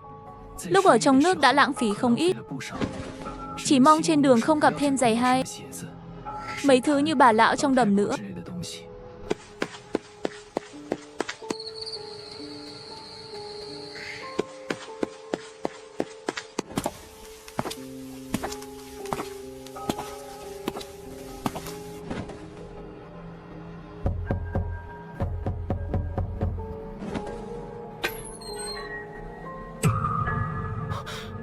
Sao lại là một viện trống nữa? Ngươi không phải đã vào rồi sao? Sao lại còn một cả?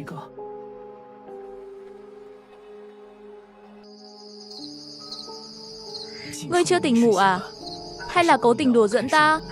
Ta chạy trong núi bao lâu nay? Mấy lần suýt mất mạng mới tới được đây. Cái gì gọi là ta đã vào rồi?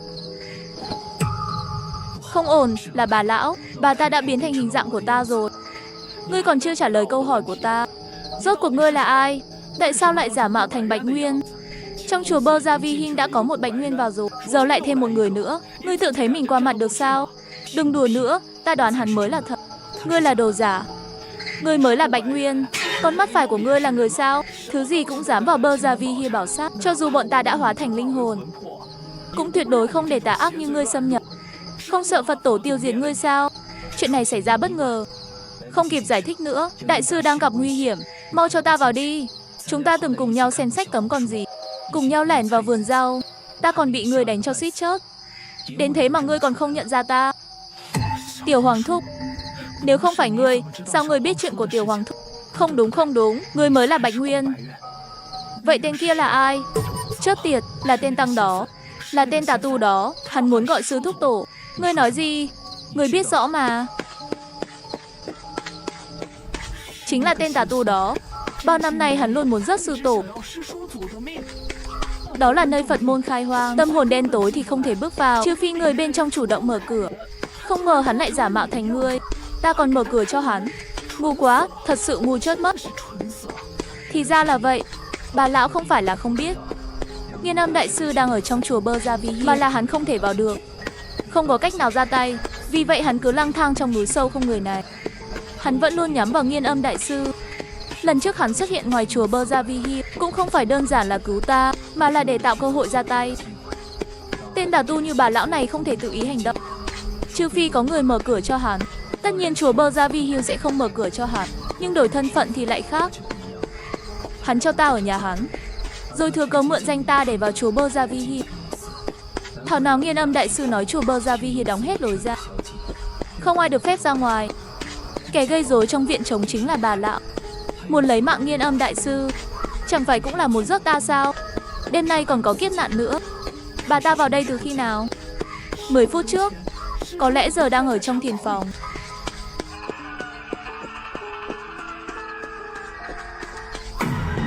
Là giọng của Nghiên Âm ở sau viện.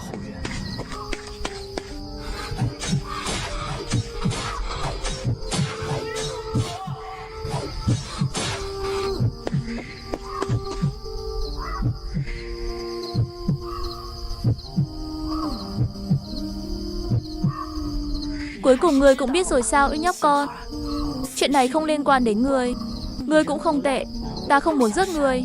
Ta đã chờ ngày hôm nay suốt 63 năm. Những người năm đó, một tên cũng không thoát. Nói nhảm, ngài ấy là mạng của ta, gắn chặt với cái tên nhỏ của ta. Sao lại không liên quan? Bà muốn giết người thì giết ta trước đi. Lũ hòa thượng chọc đầu này đáng chết. Dám tự xưng là đại sư, thật ra chẳng bằng một đứa trẻ. Ngươi có biết vì sao hôm đó ta cứu ngươi không? Thật là trớ trêu. Năm đó bọn họ rõ ràng có thể cứu ta, có thể cứu cả con ta, nhưng họ lại nhốt ta ngoài cửa để mặc ta gào khóc. Phải biết rằng con ta lúc mới sinh rất hoạt bát. Nó vẫn còn sống. Hắn từng kể lại, năm đó hắn và con hắn chết trước cổng chùa Bơ Gia Vi Hi. Xem ra lúc con gái sinh ra vẫn còn sống, chỉ là sau đó không cầm cự được, là một sản phụ sinh non bị xuất huyết nghiêm trọng. Sao có thể chăm sóc con tốt được? Có khi còn là lần đầu tiên làm mẹ. Anh Di Đà Phật. Anh Di Đà Phật. Tội lỗi. Tội.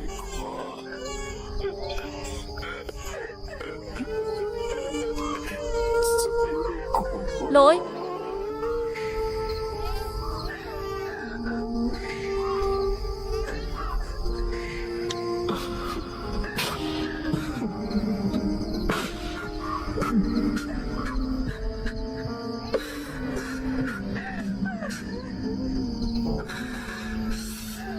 Bọn họ là những tăng nhân của chùa Bơ Gia Vi Hi. Đây là nghiệp của ta. Hôm đó ngươi đã gõ cửa chùa 203 tiếng. Mỗi tiếng ta đều nghe rõ mồn một. Mỗi tiếng gõ đều là sự tê dại của ta, là hồi chuông cảnh tỉnh cho tội lỗi. Hôm nay ta sẽ tự chịu 203 nhát dao. Thà lấy mạng lão tăng ta để trục lộ.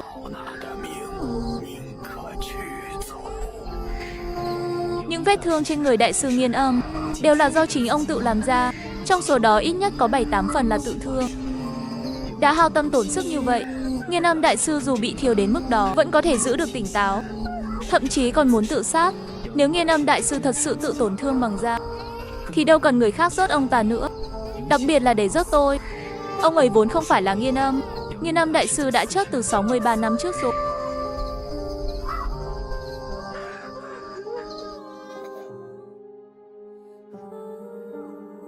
Hữu Nghị đại sư cũng đã chết từ lâu, bị ngươi giết bằng chính tay 63 năm trước. Không thể nào, 63 năm trước ngươi chưa thành công, đúng không? Ngươi giết sạch người trong chùa Bơ Gia Vi Hi nhưng oán khí vẫn chưa tan, nghĩa là mục tiêu chính của ngươi vẫn còn sống. 63 năm trước trong chùa Bơ Gia Vi Hi có 2 vị hòa thượng. Nghiên Âm, nếu ngươi đã từng nói có một người đã chết, vị hòa thượng tự ti đó đã chết rồi, chắc chắn cũng là do người giết. Nhưng làm sao người chắc được người mà người giết? Chắc chắn là Liêu của đại sư, mà không phải là Nghiên Âm đại sư. Ngươi nói linh tinh gì vậy?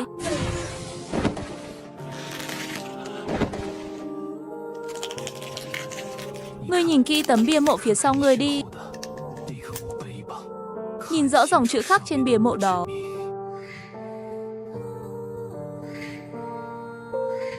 Xem ra suy đoán này gần như là đúng rồi. Lần trước chạy thoát, tình cờ nhìn thấy Nghiên Âm đang tế mộ của mình, sau đó biết được nguyên nhân cái chết ở chùa Bơ Gia Vi Hi. Trong lòng đột nhiên nảy sinh suy đoán hoang đường này. Có lẽ người chết 63 năm trước là Nghiên Âm, chứ không phải Liêu Quả. Nhưng lại có một điểm mâu thuẫn. Đó là bà lão chắc chắn rằng Liêu Quả đã chết, khiến suy đoán này không thể đứng vững. Nhưng sau khi đến chùa Bơ Gia Vi Hiên lần này, suy đoán đó lại dường như có thể thành lập. Vì trên đường đi, ta đã hỏi thăm về hai vị đại sư. Trong đó có một thông tin then chốt. Nghiên Âm và Liêu Quả là một cặp song sinh. 63 năm trước người chết là Nghiên Âm hay Liêu Quả? Chỉ có hai người bọn họ là rõ nhất. Giả thì vẫn là giả. Hắn là ai? Còn ngươi là ai? Lão Nạp chính là Nghiên Âm. Nghiên Âm là ta. Mọi sự báo thù của các ngươi, mọi cơn phẫn nộ, Lão Nạp xin tình nguyện gánh chịu. Xin hãy để Lão Nạp chuộc tội vì chuyện này. Hắn chẳng phải đã vào rồi sao? Ngươi còn định trốn đến khi nào nữa? Muốn để chùa Bơ Gia Vi Hi thật sự biến thành quỷ tự sao? Những chuyện đó chắc chắn ngươi đều biết. Sư phụ biểu gia cũng đã chết rồi. Cầu xin ngươi đừng giết tổ sư của nữa. Quả nhiên là vậy. Tên Nghiên Âm này chính là Liêu Quả. Người đã chết 63 năm trước là Liêu Quả, còn Nghiên Âm thì sống đến. Đêm hôm đó cách đây 63 năm, tộc họ Lương không có ở trong chùa. Lúc đó trụ trì chính là người họ Lương đã xuất gia. Người phụ nữ kia đợi từ rạng sáng đến nửa đêm khóc lóc cầu cứu. Đa số tăng nhân trong chùa đều nghe thấy. Ta cũng nghe thấy. Ta vốn định ra mở cửa. Phật tổ từng dạy, cứu một mạng còn hơn xây 7 tòa tháp. Nhưng sư thúc tổ Nghiên Âm đã cản ta lại. Biểu diễn là nghi thức quân sự. Giữa ông ta và tổ sư Liêu Quả có bất đồng lớn về giáo lý Phật môn. Ông ấy cho rằng chùa chiền Phật giáo không thể chứa nữ nhân vào ban đêm, càng không thể cho phụ nữ mang thai nhiễm huyết vào trong chùa. Nếu sinh con trong chùa, há chẳng phải làm ông ấy trốn thanh tịnh của Phật môn sao? Chùa Bơ Gia Vi Hi là nơi gieo duyên Phật Pháp, không phải nơi để sinh đẻ. Nếu chuyện này bị truyền ra ngoài, chùa Bơ Gia Vi Hi còn mặt mũi nào nữa? Đó là những lời mà ông ấy dùng để từ chối ta. Ta biết bản thân mình đáng bị ghét bỏ vì câu nói đó. Chúng ta dù có muốn mở cửa tiếp đón nữ thí chủ, cũng không chống lại được thân phận sư thúc tổ của Nghiên Âm. Ông ấy an ủi chúng ta rằng chỉ cần từ chối, thì nữ thí chủ sẽ tìm nơi khác hoặc xuống núi. Nhưng chúng ta thật sự không ngờ rằng quyết định của chúng ta lại hại chết nữ thí chủ. Đêm đó, hầu như ai cũng thức trắng. Nữ thí chủ kêu khóc ngoài cửa suốt đêm. Chúng ta ai nấy đều đau khổ dằn vặt. Vài tiếng sau, không còn nghe thấy tiếng nữa. Chúng ta đều nghĩ nữ thí chủ đã rời đi. Nhưng không ngờ rằng đến sáng hôm sau khi mở cửa, chính là người đã ngất xỉu ngã vào trong. Trong lòng còn ôm một đứa trẻ vừa mới chào đời.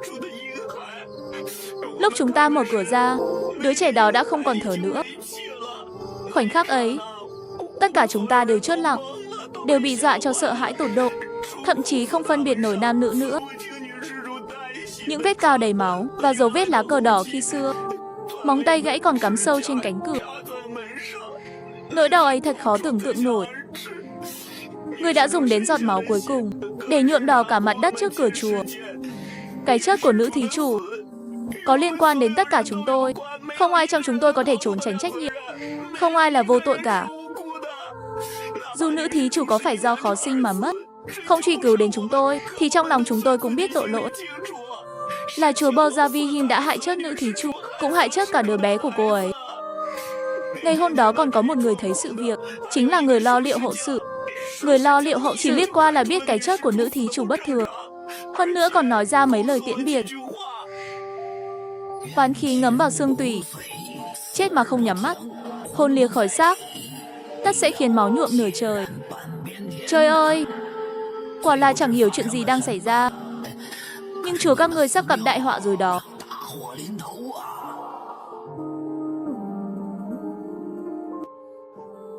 Người lo hậu sự nói mấy câu ấy xong, chúng tôi đến những tiểu tăng bình thường, cũng chẳng mấy để tâm đến lời ông ấy. Sư thúc tổ Nghiên Âm cũng chẳng bận tâm. Nhưng sau đó xảy ra một chuyện kỳ lạ khiến ai nấy đều khiếp đảm. Thi thể vốn đã chết kia lại động đậy. Cô ấy giơ tay chỉ thẳng vào người đứng trước cổng chùa, chính là sư thúc tổ Nghiên Âm. Cho đến khi người lo hậu sự đem thi thể đi, sư thúc tổ Nghiên Âm vẫn mặt trắng bệch. Ông ấy bảo chúng tôi lau sạch vết máu trên cửa, rửa sạch máu trên đầu ngón tay, gỡ móng tay gãy khỏi cửa. Và tuyệt đối không được nhắc đến chuyện này trước mặt tổ sư Liêu Quả. Ban ngày khi tổ sư Liêu Quả đi vắng trở về, ngoài sự im lặng của tăng nhân, ông ấy chẳng tìm được manh mối nào. Đến gần tối, lương tâm cắn rứt khiến ta làm một việc khiến bản thân phải trả giá bằng cả tính mạng. Sư thúc tổ Nghiên Âm của thật đã tìm đến tổ sư Liêu Quả, lấy danh nghĩa thân thiện để đổi y phục với tổ sư Liêu Quả. Tổ sư Liêu Quả vốn là người luôn chiều lòng người khác, không biết từ chối, vì vậy đã đồng ý đổi y phục với sư thúc tổ Nghiên Âm. Cho nên, hôm đó người mặc áo của tổ sư Liêu Quả chính là sư thúc tổ Nghiên Âm, còn tổ sư Liêu Quả lại mặc áo của sư thúc tổ Nghiên Âm, chiếc cà sa đầu tiên của tổ sư. Không ngờ rằng sư thúc tổ Nghiên Âm đã tráo đổi cả thiền phòng với tổ sư Liêu Quả. Tên Nghiên Âm này chẳng phải lấy danh nghĩa hữu hảo gì cả. Hắn căn bản là muốn để tổ sư Liêu Quả trước thay mình. Hắn tráo đổi quần áo với tổ sư Liêu Quả, tráo đổi thiền phòng, lại thêm khuôn mặt giống nhau như đúc. Quả là trời đất đảo điên. Nghiên Âm và Liêu Quả hoán đổi thân phận, mưu tính tránh tai họa. Nhưng hắn đã đánh giá thấp oán khí của nữ thí chủ. Đêm hôm đó, cổng chùa Bơ Gia Vi Hia bị gõ vang ầm ĩ. Tăng nhân mở cửa nhưng bên ngoài không một ai. Sau đó, bầu không khí kỳ dị bao trùm khắp chùa. Một tăng nhân bị rơi vào hồ xí, chất ngạt trong nước thải. Nhiều phòng thiền bỗng dưng phát hỏa. Tường của đại điện đổ sập bất ngờ, đè trước tăng nhân đang tụng kinh. Có tăng nhân bị kéo xuống gầm giường. Rồi, ngay cả kẻ giả làm tổ sư Liêu Quả cũng không thoát. Hắn bị treo lên tượng cổ Phật. Khi những chuyện quái dị ấy xảy ra, ta đã hiểu. Chúng ta sai rồi, sai đến mức không thể cứu vãn. Ngay cả Phật tổ cũng không còn che chở chúng ta. Phật tính của chúng ta từ lâu đã tan biến. Đêm đó, cả chùa Bơ Gia Vi Hia không một ai sống sót. Chỉ có tổ sư Liêu của đến người mặc áo Nghiên Âm là không chết. Vì đêm đó ông ấy không có mặt. 1 giờ trước khi trời tối, ông bị người dân mời đi siêu độ cho người chết ở thị trấn, nên đã thoát nạn. Khi tổ sư Liêu của quay trở về, chùa đã hóa thành thảm cảnh như vậy. Sau một đêm gào khóc thảm thiết, ông đưa thi thể của Nghiên Âm từ tượng cổ Phật xuống, thu gom thi thể các tăng nhân, từng người một mai táng. Ông lau sạch tượng Phật lớn, từng chút một khôi phục lại chùa. Từ đó về sau không còn xảy ra chuyện quỷ dị nữa. Điều kỳ lạ là hồn của ta và các tăng nhân khác bị tội nghiệt trói buộc tại nơi này. Còn sư thúc tổ Nghiên Âm thì hồn phi phách tán ngay lập. Từ đó về sau, tổ sư Liêu Quả mặc y phục của Nghiên Âm, đổi tên mình thành Nghiên Âm, lấy danh nghĩa Nghiên Âm ở lại trấn thủ chùa Bơ Gia Vi Hia suốt 63 năm. Chuyện đó chính là toàn bộ sự thật mà ta chậm trễ mới kể. Đoán đúng rồi thì sao, mấy ngày nay không đánh cược sống chết thì cũng liều. Mỗi ngày đều không yên ổn. Đại sư Liêu Quả đã sống suốt 63 năm dưới cái tên Nghiên Âm. Còn Nghiên Âm mang tên Liêu Quả lại không thể vượt qua. Giờ đây người bị chế nhạo là Liêu Quả lại chính là người sống sót. Phải, là ta, là Liêu Quả. Năm xưa, chính huynh trưởng của ta đến Nghiên Âm tạo nghiệp, gây nên bi kịch khiến nữ thí chủ chết 2 mạng. Món nợ ấy, ta nguyện gánh thay. Suốt 63 năm qua, ta chưa từng một khắc nào không sám hối cho vụ huyết án năm xưa. Huynh trưởng đã chết. Những gì ta có thể làm chỉ là thay huynh ấy chuộc tội với thí chủ. Xin được chuộc lỗi. Ngươi còn nhớ tình cảnh chết của nữ thí chủ 63 năm trước? Sao ta có thể quên được? Nữ thí chủ ôm đứa bé, toàn thân tái nhợt, máu trong người gần như cạn kiệt. Đôi mắt đầy oán hận trừng trừng nhìn về phía bọn ta. Không phải vì người phụ nữ, mà vì đứa bé trong tay cô ấy. Đứa bé 63 năm trước. Có gì kỳ lạ chăng? Đứa bé. Ta nhớ đứa bé đó. Chỉ to bằng bàn tay, người đầy bùn đất, không còn hơi thở. Trên cổ, đúng rồi. Cổ nó hình như có vết bầm xanh. Một vết bầm như bị bóp cổ. Chính là như thế. Dân gian vẫn hay truyền rằng có những linh hồn cứ lặp đi lặp lại cảnh chết của mình, diễn lại từng chi tiết của khoảnh khắc đó, hoặc những oán niệm khác. Đứa bé 63 năm trước thực ra là bị chính mẹ nó bóp chết, chứ chẳng phải sinh ra đã chết như lời đồn. Trước khi chết, người đàn bà ấy rớt luôn con mình. Ta chưa từng nghĩ đến mình rớt là liêu của hay nghiên âm. Ta chỉ muốn rớt sạch tất cả người trong chùa Bơ Gia Vi Hi. Ta đã sai ngay từ gốc rễ. Ta từng nghĩ chỉ cần bóc trần thân phận của nghiên âm, nỗi oán hận của cô ta sẽ tiêu tan. Ta đã đánh giá thấp oán khí trong lòng cô ấy. Cô ta chưa từng muốn báo thù. Thứ cô ta luôn theo đuổi là hủy diệt hoàn toàn chùa Bơ Gia Vi Hi. Dù là người không liên quan như Liêu Quả.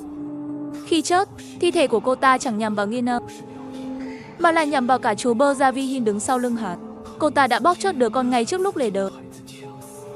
Dù là không muốn để đứa con phải sống trên cõi đời này, hay vì lý do gì đi nữa, cô ta đã cực đoan ngay từ khi còn sống. Huống hồ là sau khi chết. Trước kia, vì có thần tiên cứu mạng một lần, ta ngây ngô cho rằng bản chất cô ta là người tốt. Đúng là ta ngu ngốc đến cực điểm.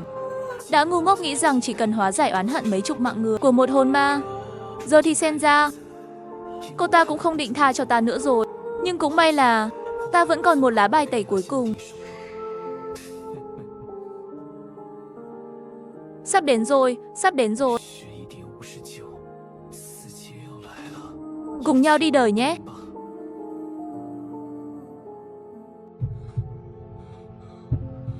Xem ra gần đây cũng có người giống ta từng nghĩ cần giúp đỡ. Đại sư Liêu để cứu đệ tử, đã không hối hận mà ra tay hóa giải. Người phụ nữ đó đã không còn lý do gì để ra tay với đại sư Liêu của nữ. Chỉ tiếc là chúng ta đã quá ngây thơ, quá coi thường oán niệm từ đầu của người đàn bà đó. Cô ta vốn dĩ muốn rớt sạch cả chùa Bơ Gia Vi Hi. Chuyện này không còn liên quan đến nghiên âm hay Liêu của nữa. Cũng không quan trọng ai mới là kẻ đáng chết nhất. Tất cả điều đó giờ đã không còn quan trọng. Mục đích của người đàn bà đó từ đầu đến cuối chỉ là muốn diệt sạch 7 ngôi chùa. Mấy ngày qua tuy gặp đủ loại tai ương, có khi là tận thế, còn suýt mất mạng, nhưng cuối cùng cũng chỉ là suýt. Lúc ở dưới đáy hồ, người suýt mất mạng rồi, có khi giống như bật Sambi, chớt hoài cũng không xong. Người đàn bà đó rất có thể chính là cô ta, người mà ông chủ nhà trọ từng nói đến. Cô gái luôn theo sau lưng ta, có thể cũng chính là cô ta đến người luôn nói câu đó. Ta chết thì dễ thôi, nhưng muốn ta chết cũng đâu dễ. Nếu muốn mạng ta thì phải hỏi gió tây của ta trước đã. Ha ha ha, ngươi cười cái gì? Biển máu sắp tràn đến rồi. Là ngươi. Thứ xuất hiện từ trong núi hôm đó là ngươi. Cái gì mà thứ đó? Ta đến đây vốn chẳng liên quan gì, chỉ là muốn vào cửa thôi, mà kết quả lại là đại ân đại đức. Nhanh, nhắm mắt lại. Không được nhìn. Đừng mà, ngươi.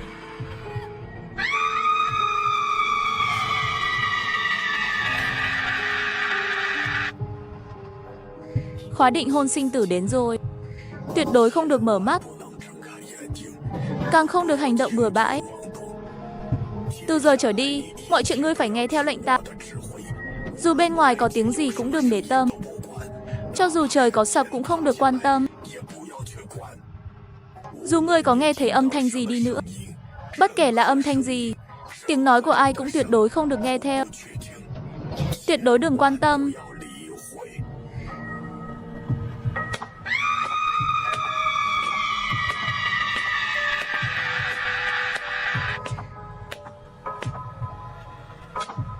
Không rõ người phụ nữ đó đã trốn thoát chưa, hay là đã bị xử lý rồi. Ngươi định đi đâu?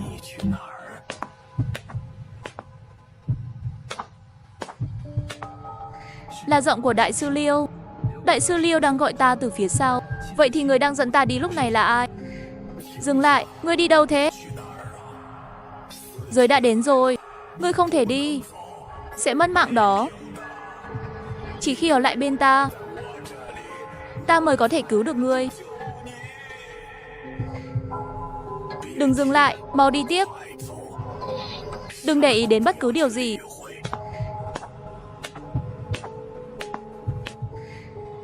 Ngươi không cần phải chạy nữa. Nữ lệ quỷ 63 năm trước đó không biết vì sao lại đột nhiên biến mất rồi. Trên người sư tổ Liễu Quốc đầy máu. Mau đến giúp ta dìu sư tổ về đi. Người phụ nữ bên cạnh ngươi là ai vậy? Ngươi định đi đâu với cô ta? Phụ nữ, hắn nói bên cạnh ta là phụ nữ. Ta đang đi theo một người phụ nữ. Diễn kiểu gì thế? Trong chùa Bơ Gia Vi Hia làm gì có phụ nữ? Người đi cùng ta không phải là đại sư Liêu sao? Phụ nữ, hắn nói bên cạnh ta là phụ nữ. Ta đang đi theo một người phụ nữ. Đùa cái quỷ gì vậy? Chùa Bơ Gia Vi Hia làm gì có phụ nữ? Người bên cạnh ta không phải là đại sư Liêu của sao? Đừng nghe, đừng tin mấy lời ma quỷ của bọn chúng. Ta đã nói với ngươi rồi mà. Đừng để ý đến bất kỳ âm thanh nào. Tử giới bắt đầu rồi. Phải rời khỏi nơi này ngay lập tức. Chút nữa sẽ có kẻ chặn lại. Chúng ta mau đi thôi.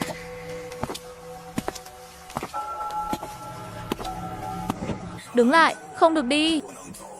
Ngươi không thể đi theo hắn. Hắn chính là bản thân người đó. Người sẽ chết đó. Người phụ nữ đó có gì đó không ổn. Mau rời khỏi cô ta. Phá hủy cô ta ngay. Mau đi, đừng để ý tới mấy âm thanh đó. Là hắn đang lừa người đấy. Rốt cuộc ta nên tin ai? Liêu của ở sau lưng, hay là người đang khẳng định bên cạnh ta là có vấn đề? Nhưng Liêu của ở bên ta lại bảo ta đừng nghe những tiếng đó. Rốt cuộc là ai có vấn đề? Đứa nhỏ, mau lại đây. Thứ bên cạnh người không sạch sẽ đâu. Là bà lão. Bà ấy lẽ ra đã biến mất rồi mà. Nhưng bà từng xuất hiện trong mộng. Tiểu tử, mau lại đây. Chẳng lẽ lão bà này còn hại được ngươi chắc? Tên chọc đầu Liêu của đó đã bị ta rớt rồi. Ngươi và ta có duyên. Ta sẽ không rớt ngươi. Ngươi chẳng phải muốn ta giúp ngươi vượt qua tử kiếp sao? Mau lại đây, thứ bên cạnh ngươi thật sự rất không sạch sẽ. Đừng tin lời bọn chúng, tỉnh táo lại đi. Nghe ta, đi theo ta.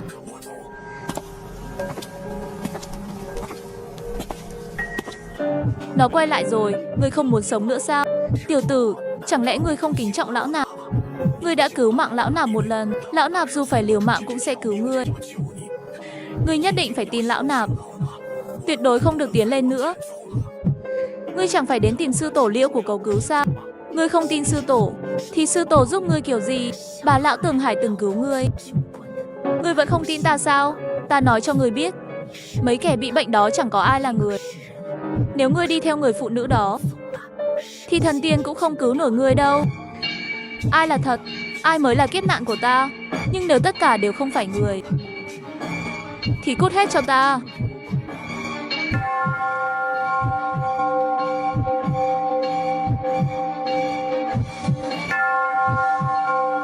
Nam Mô Anh Di Đà Phật.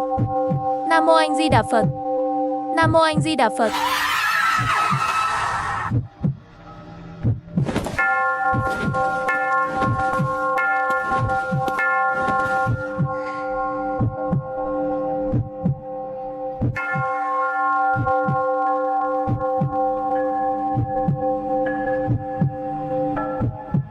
Đi mau, đến đại điện, ta chặn bọn chúng lại.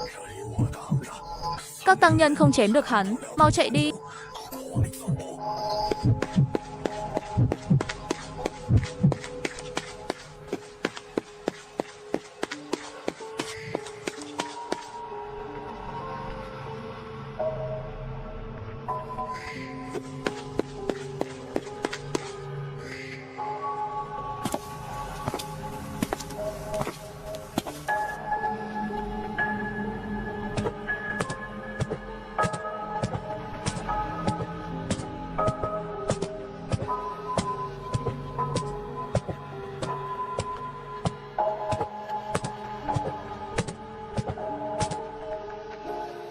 Cái này là...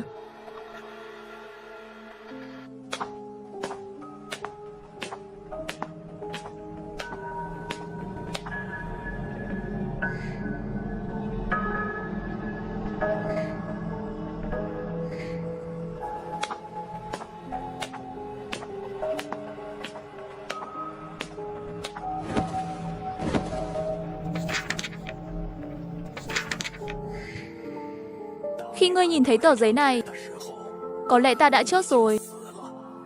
Nhưng những việc tiếp theo đây ngươi nhất định phải ghi nhớ. Đây là cách duy nhất để ngươi vượt qua tử kiếp.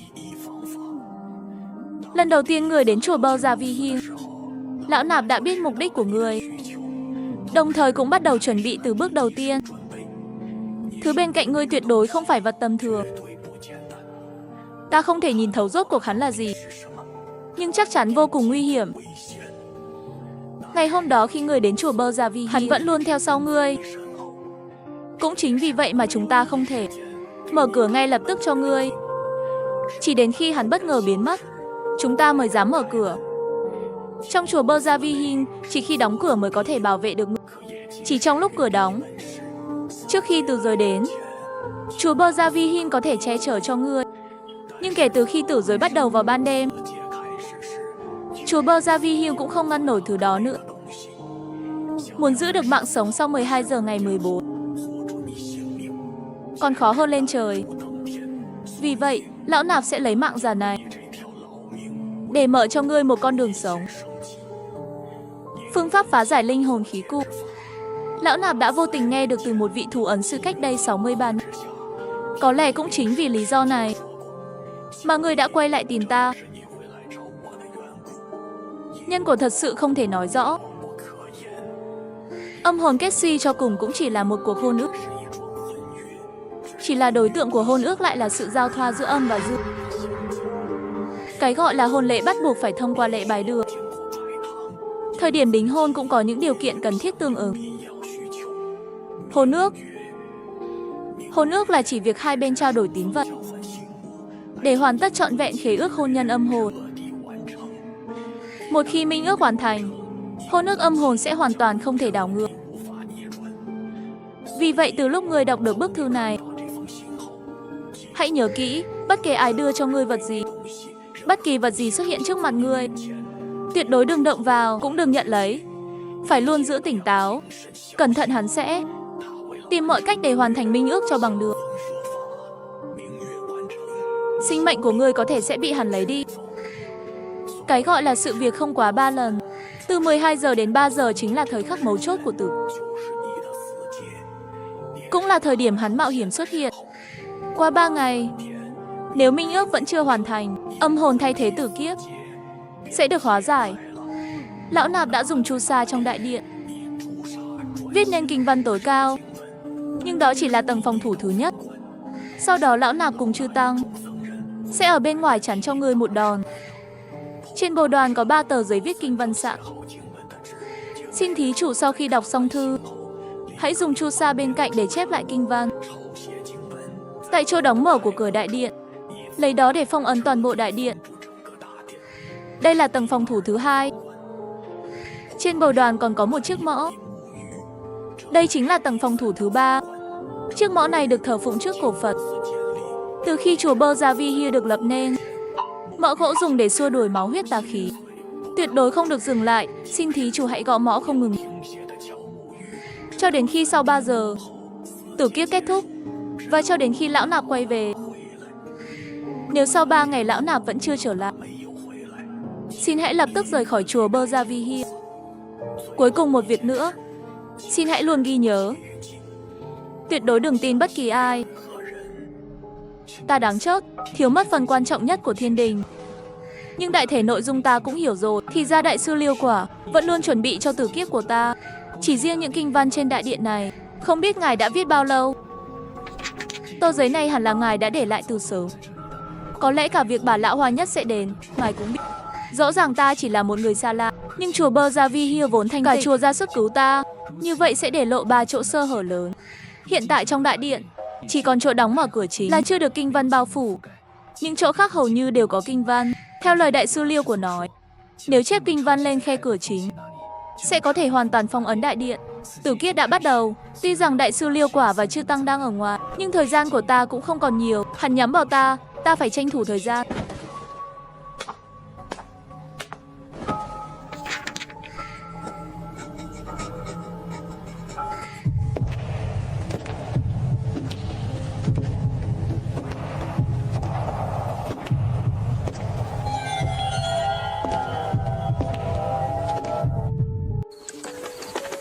Tất cả đều là giả dối.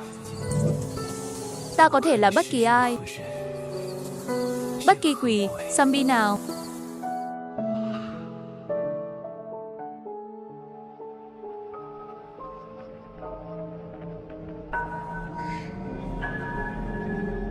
Hồi trung học ta từng luyện chép bài thi. Chắc không ngờ giờ lại dùng nhanh thế này.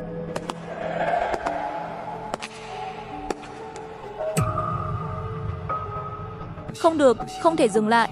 Phải nhanh tay chép tiếp.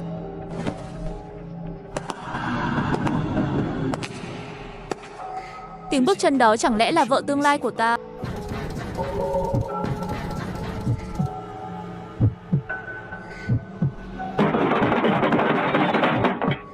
Xem ra đã chép được một phần kinh văn, nhưng vẫn chưa xong hết. Không thì chỉ mình ta sao kịp phong ấn. Xong rồi.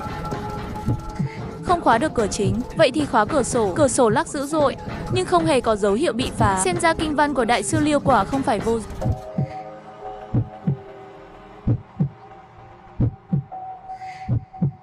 Hắn đang tìm lối vào khác sao?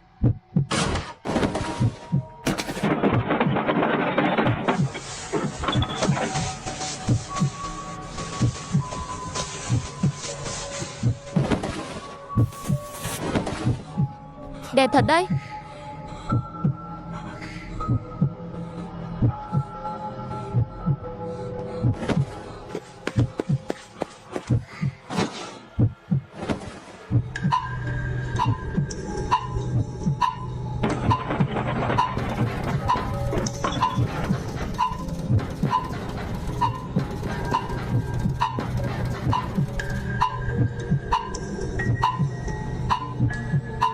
Nước từ đâu ra? Bác sĩ vẫn bảo nên gả ra ngoài sống. Thôi, giờ ta cũng không lo nổi mấy chuyện này. Viết để giữ mạng quan trọng hơn. Giờ mới 1 giờ rưỡi, còn 1 tiếng rưỡi nữa mới kết thúc tử kiếp. Không biết kinh văn này và mực chu sa có thể trụ được không? Tạ Lôi với Lão Nạp tuyệt đối không để ngươi phải hy sinh vô. Đất Phật linh thiêng, sao có thể để ngươi tiếp tục ngang ngược? Lời của đại sư Liêu của nghe rất oai phong, nhưng hình như ngài chạy mất rồi thì phải. Nam mô Anh Di Đà Phật. Nam mô Anh Di Đà Phật. Bạch Nguyên, ngươi có ở trong đó không? Bạch Nguyên, Liêu của sư tổ đã nói với ta rồi, muốn ngươi ở đây độ kiếp, nhưng đó chỉ là cách tạm thời. Chỉ trốn bên trong thôi thì không qua nổi 3 giờ đâu. Vừa rồi thứ mà Liêu của sư tổ đưa bị hắn lấy mất rồi. Mau ra đây đi, ta đưa ngươi rời khỏi chùa Bơ Gia Vi Hi. Chỉ cần chúng ta chạy ra ngoài, Liêu của sư tổ sẽ lập tức phong tỏa cửa chính chùa Bơ Gia Vi Hi, tạm thời trói buộc thứ kia trong chùa Bơ Gia Vi Hi, cũng giúp ngươi vượt qua tử kiếp. Các sư huynh đệ ở chùa Bơ Gia Vi đều đã bị thứ đó làm bị thương rồi. Giờ trong sân chỉ còn ta và sư tổ Liêu của con cử động nữa. Ngươi mà còn không nhanh lên, chúng ta đều sẽ chết trong chùa Bơ Gia Vi Hi này. Cũng không độ lượng được vậy đâu. Không được, đại sư Liêu quả đã nói chưa đủ 3 năm. Đừng nhắc tới nhật quỳ.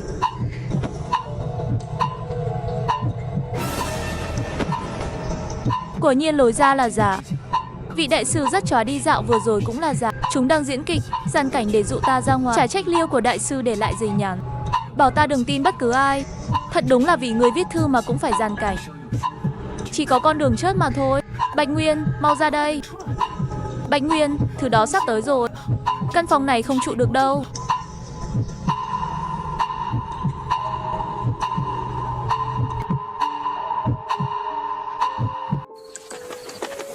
Tất cả đều là giả dối. Ta có thể là bất kỳ ai, cũng có thể là quỷ.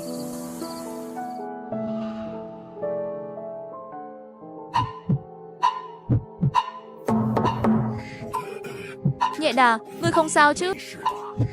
Là đại sư Liêu của, ngươi đang ở ngoài cửa chính là đại sư Liêu của. Ngươi không ra ngoài, thật sự là quá tốt rồi. Vừa rồi hắn lấy đồ ra để lừa ngươi đấy. Tên tà tội đó quá lợi hại. Ta vừa rồi chỉ tạm thời đẩy lui được hắn. Hắn sẽ sớm quay lại tấn công lần nữa. Giữ chân hắn bên ngoài đã thất bại. Chúng ta vào trong thôi, 2 người chúng ta cùng ở đây.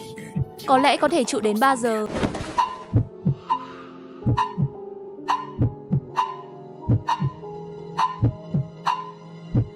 Quả nhiên không sai, vẫn chẳng có gì cả.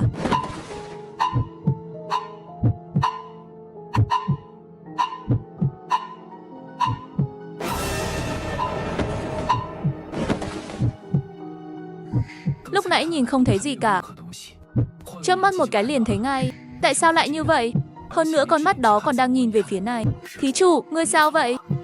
Chẳng lẽ ngươi không tin lão nạp sao? Ngươi làm vậy thật khiến lão nạp đau lòng. Lão nạp một lòng cứu ngươi, chẳng tiếc tính mạng, còn dốc hết sức lực của toàn bộ tăng chúng chùa Bơ Gia Vi Hi. Thế mà chẳng thể đổi lại được chút lòng tin từ ngươi. Thôi được, nếu thí chủ đã không tin, lão nạp cũng không làm phiền nữa. Thí chủ cứ tùy ý hành sự.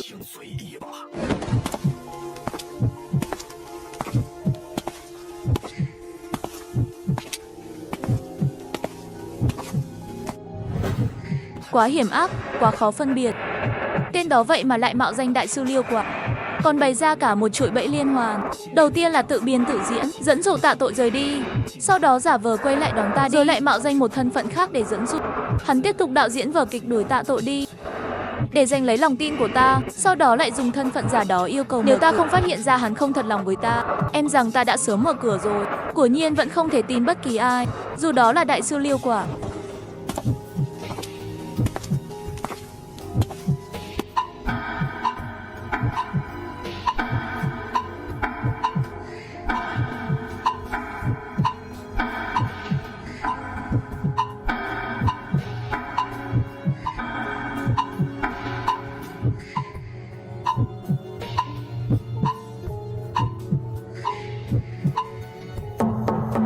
Thí chủ, ngươi vẫn ổn chứ?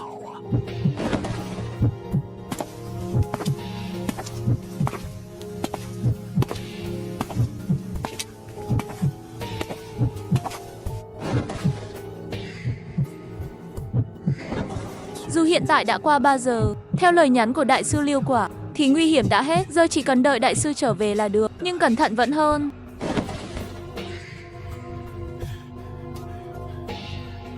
Để thí chủ một mình canh giữ trong đại điện, thật sự là có lỗi. Lão nạp cũng không còn cách nào khác. Tên tạ tội đó nhằm vào thí chủ. Nếu thí chủ ở bên ngoài, chúng ta cũng không thể bảo vệ. May mà chuyện đã qua rồi. Thí chủ bình an là tốt rồi.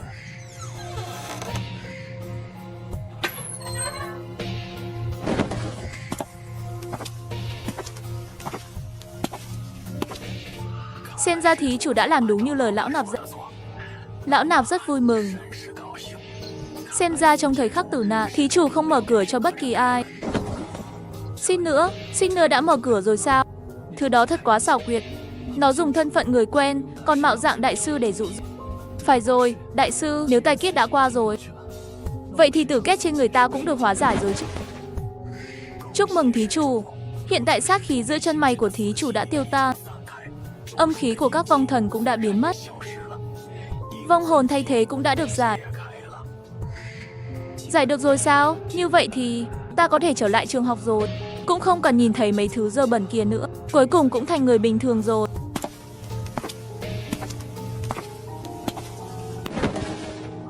Không thể nghi ngờ rằng chùa Bơ Gia Vi Hi đã cứu ta. Đại sư Liêu Của cũng đã cứu ta. Dù giờ chùa Bơ Gia Vi Hi là trốn quỷ miếu, nhưng tăng nhân trong đó nào giống quỷ dữ. Có khi họ còn giống người hơn cả người bên ngoài. Tại sao di ảnh của đại sư lại bị phủ khăn đỏ?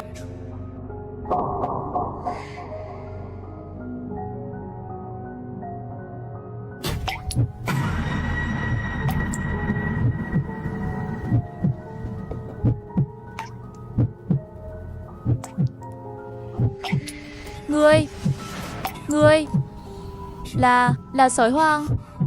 Đại sư Liêu Của đã chết rồi. Tiếng nhỏ giọt suốt cả đêm nay. Thì ra là máu của đại sư Liêu Của đang chảy. Thi thể của đại sư Liêu Quả ngay từ đầu đã ở trong cùng một gian phòng với ta. Hoặc là lúc ta vào đại điện từ tâm linh, thi thể của Liêu Của đã ở đó rồi. Nếu như đại sư Liêu Của đã chết, vậy người đang đứng sau lưng ta lúc này là ai? Người vừa được cho vào là ai? Vậy cả đêm nay ta đã gặp những ai?